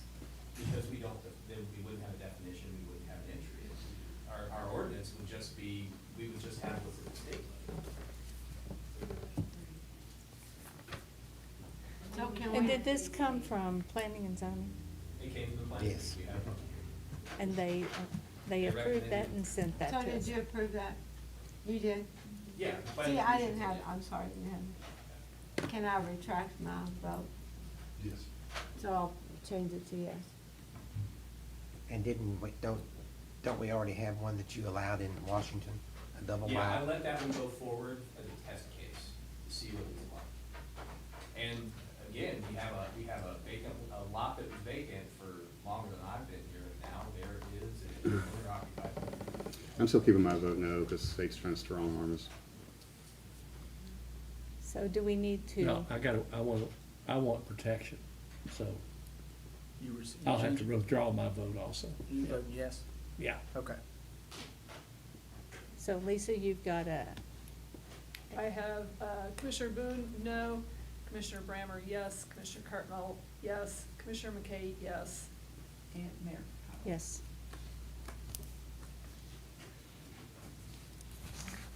Ordinance, Wait, real quick, Mayor. I'm sorry.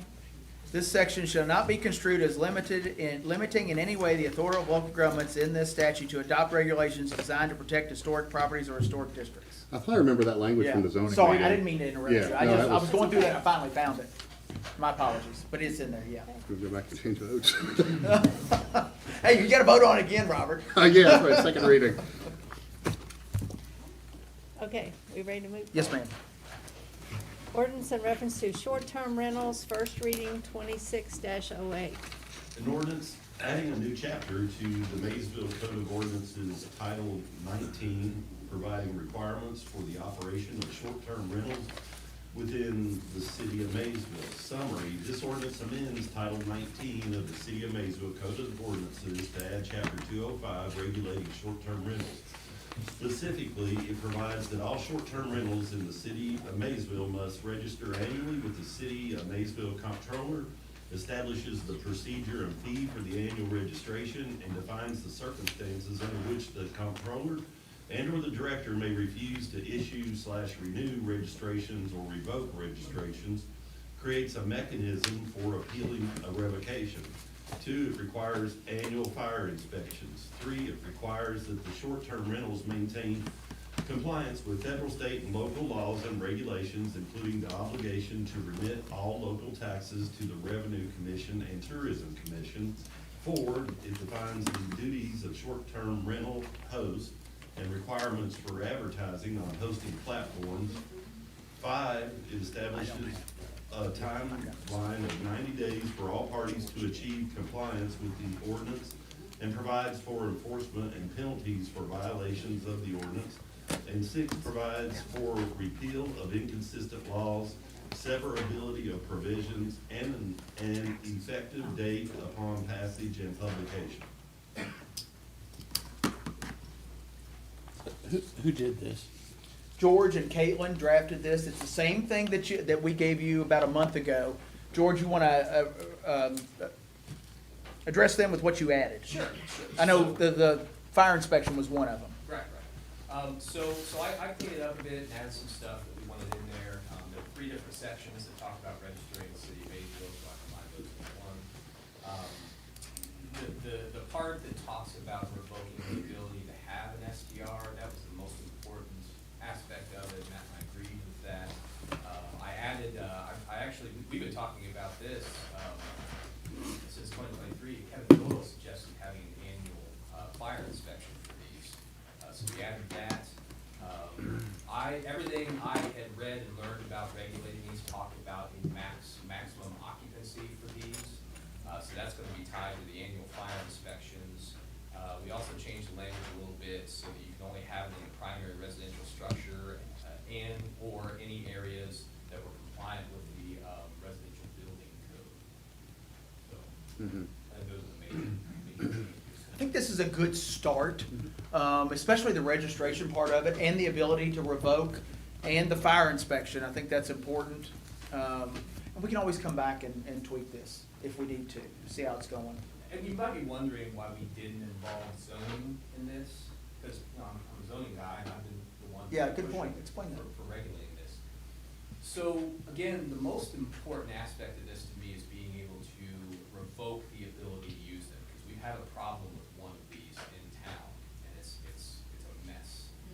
And if you make it a permitted use somewhere, you cannot take, it's a use of right, you cannot take that away from them. You can just fine them whenever anything goes wrong. If you make it a conditional use, the process for revoking a conditional use permit is such that you have to give them the chance to rectify the problem. And if they could just say, well, it's just this one client, I'll just ban them, whatever. So you could have a situation where it keeps going wrong and they just say, it's the client. And you also have a problem with grandfathering too. If you change, this is dealt with in the municipal code, and you change it, they have to abide by the new changes. When it's in the zoning code, if you change something, they're grandfathered. Non-conforming Yes. Mhm. So that's why we didn't use zoning for this. It's similar to the rental dwelling ordinance and the fact that there's sort of a license granted and a license that can be revoked. Yeah. In terms of land use, I feel very strongly about regulating these because this is an imposition on the neighborhoods in which they are located. I mean, you're basically putting a small hotel in the middle, potentially in the middle of a residential neighborhood. I wouldn't want a bunch of these in my neighborhood. So if your STR is a problem repeatedly and you can't fix it or you can't, oftentimes it's your clients, your guests who are the problem. But whatever happens there is your responsibility. It's your Absolutely. problem. So if you can't somehow control that, then I'm sorry. You lose the ability to have an SDR and come and stop being a nuisance to the neighbor.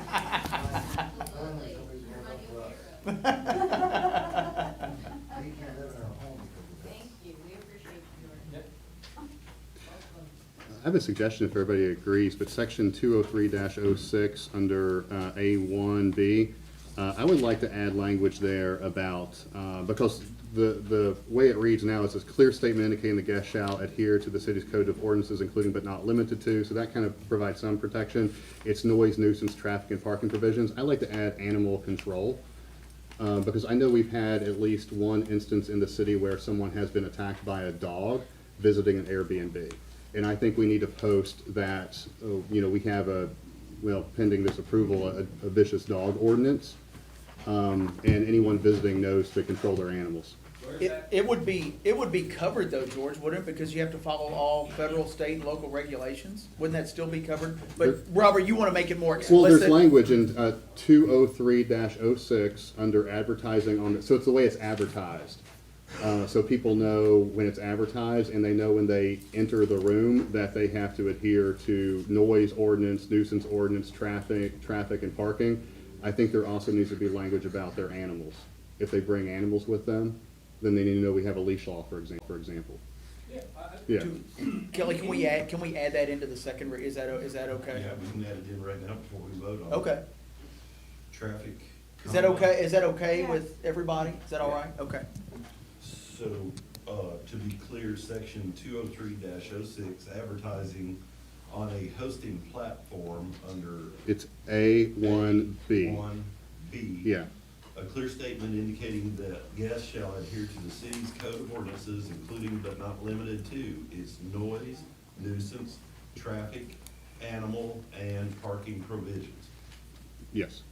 That's good. If we're gonna do that, we might as well add it to 203-03, because we list, we do say not, including but not limited to, if you feel that strongly about it. Yeah. you might as well do it. I think it should be articulated specifically. Where? 203-03 is the previous page. 203-03. Okay. Because I actually put zoning in there because they still have to, you still have to abide by zoning code. You can't have like a party house there. It is just a dwelling for people to rent and stay. Okay, let me read that for us so that it's clear. Also, section 203-03, compliance with federal, state, and local laws and regulations. Each separate short-term rental shall at all times maintain compliance with any currently applicable laws and regulations of the federal, state, or local governments as may be amended from time to time, including but not limited to laws or regulations regarding non-discrimination, zoning, building, safety, property maintenance, health and sanitation, fire, electrical, plumbing, mechanical, animal, and other applicable laws. There you go. Good? Good? All right. Did you make who made the I don't motion? remember if we made the motion. We haven't done that yet? I'm sorry. Okay. Oh, okay. Well, so moved. Second. Roll call, please. Commissioner Boone, Abstain due to business interest. Commissioner Brammer, Yes. Commissioner Cartwell, Yes, ma'am. Commissioner McKay, Yes. Mayor Cottrell. Yes, ma'am. Ordinance amending Code of Ordinance, Chapter 199, vicious dogs, second reading, 26-03. An ordinance amending Code of Ordinances, Section 199, registration and control of dangerous animals. Summary, this ordinance amends Code of Ordinances, Section 199, amending the definition of vicious dog in Section 199.01 definitions.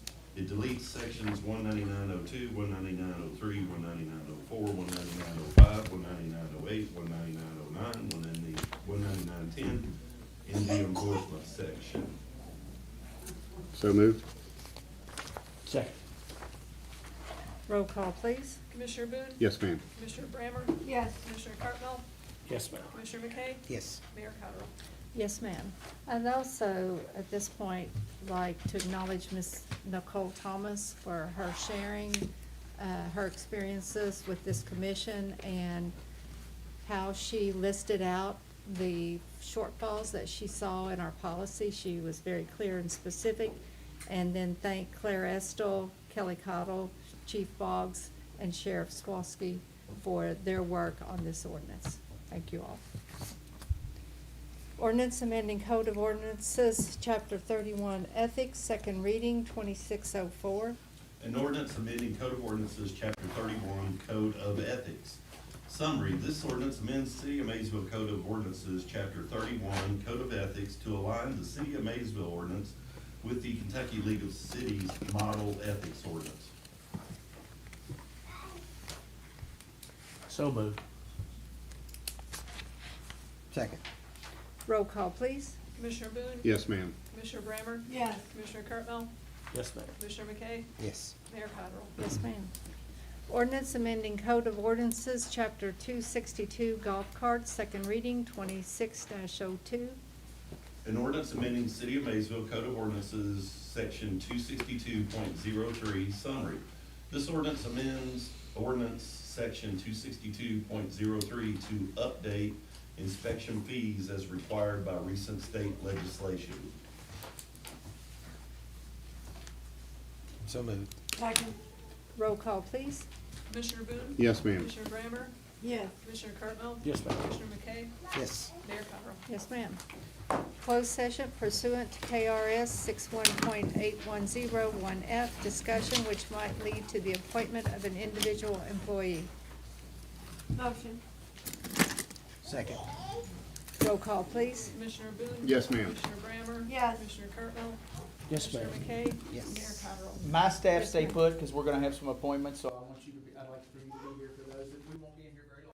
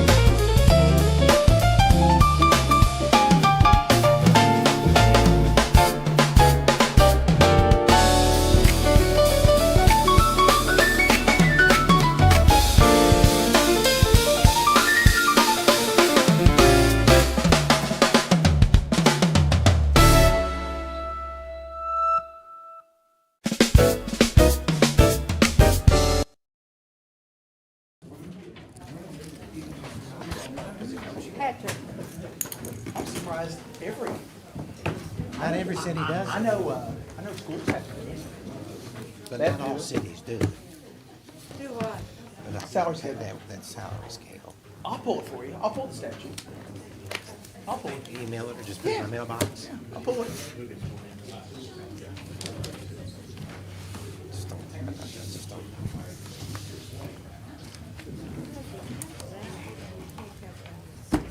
I'll entertain a motion to come out of closed session. So moved. Second. Roll call, please. Commissioner Boone? Yes, ma'am. Commissioner Brammer? Yes. Commissioner Cartwell? Yes, ma'am. Commissioner McKay? Yes. Mayor Cottrell? Yes, ma'am.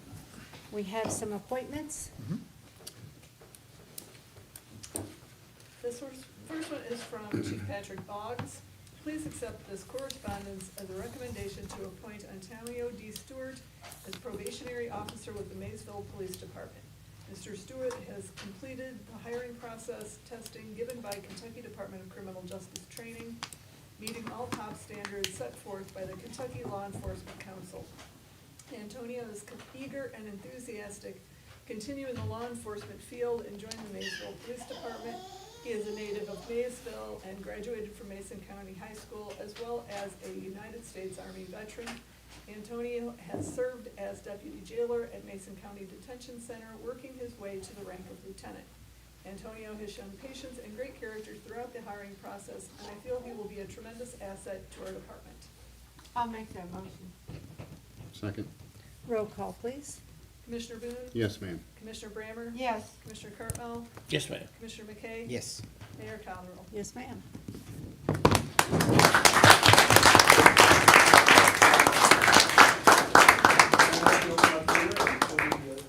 Okay. Are you Jim? Grandson? Jim. Pardon? Which, I'm sorry. Jim? Jim Stewart? He's related, we are related. Oh. Raise your right hand and let's step up here so they can get a picture.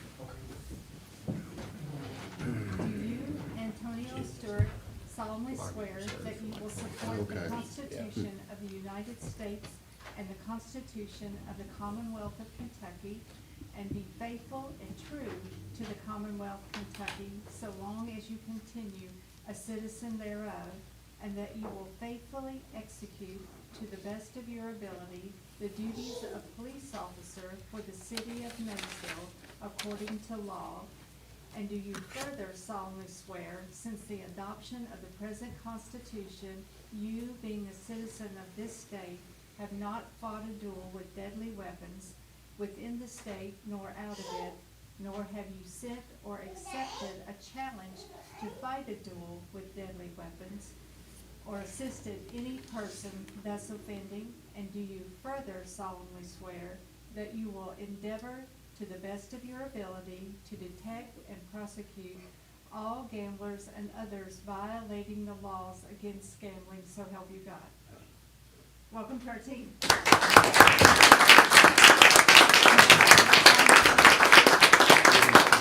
And we can hand you that, please. That blue one. Congratulations.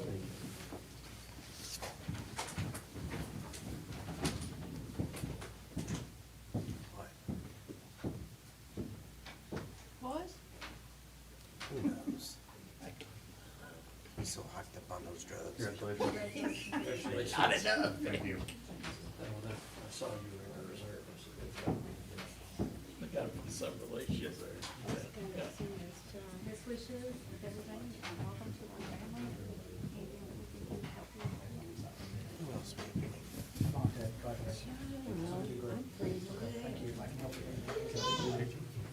Absolutely. Yes, which one? You want me to take it with mine? I'll give it to you. All right, you guys ready? 1, 2, 3. All right, I'll send it to Chief Boggs. Okay, thank you. I know one of your numbers I got.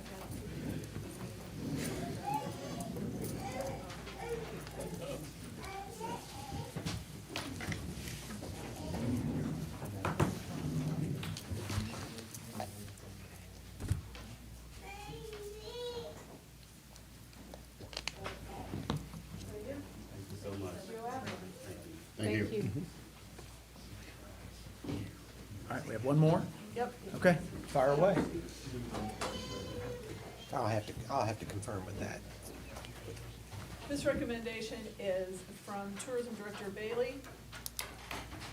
Dear Mayor and Commissioners, after extensive interview process and careful evaluation of candidates, I'm pleased to recommend Shaylin Mead for the Tourism Assistant and Events Coordinator position. Shaylin recently graduated from Northern Kentucky University with a Bachelor of Arts in Journalism and brings a strong foundation in writing, communications, social media management, and organizational skills. Throughout the interview process, she distinguished herself as highly motivated candidate with a genuine interest in storytelling, community engagement, and professional growth. In her current role as social media coordinator, Shaylin's experiences align closely with the marketing, communications, and content creation responsibilities required for this position. In addition to her professional experience, Shaylin represents herself as a collaborative team player, a detail-oriented organizer, and an effective communicator. Her eagerness to learn, positive attitude, and willingness to take on new challenges will allow her to grow within the role while contributing immediately to the operations of the Convention and Visitors Bureau.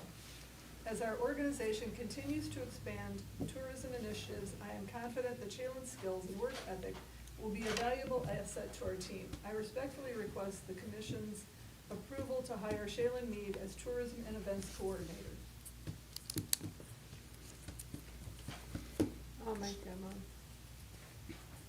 Second. Roll call, please. Commissioner Boone? Yes, ma'am. Commissioner Brammer? Yes. Commissioner Cartmel? Yes, ma'am. Commissioner McKay? Yes. Mayor Cottrell? Yes, ma'am. Is there anything else to come before? No, this ma'am, but I commission? will reach out to you all, probably first of the week to set up a special meeting so we can do the second readings on the budget and the pay plan. But I will get with you on that, but that is all I have for you this evening. Thank you. Thank you, guys. I really appreciate it. Motion to adjourn. There we go. Thank you, Yeah, I was David. getting rid of a second. There, Robert got Roll it. call, please. Commissioner Boone? Yes. Commissioner Brammer? Ma'am. Commissioner Cartmel? Commissioner McKay? Mayor Cottrell? Yes. Hey, Robert, think about it. Get me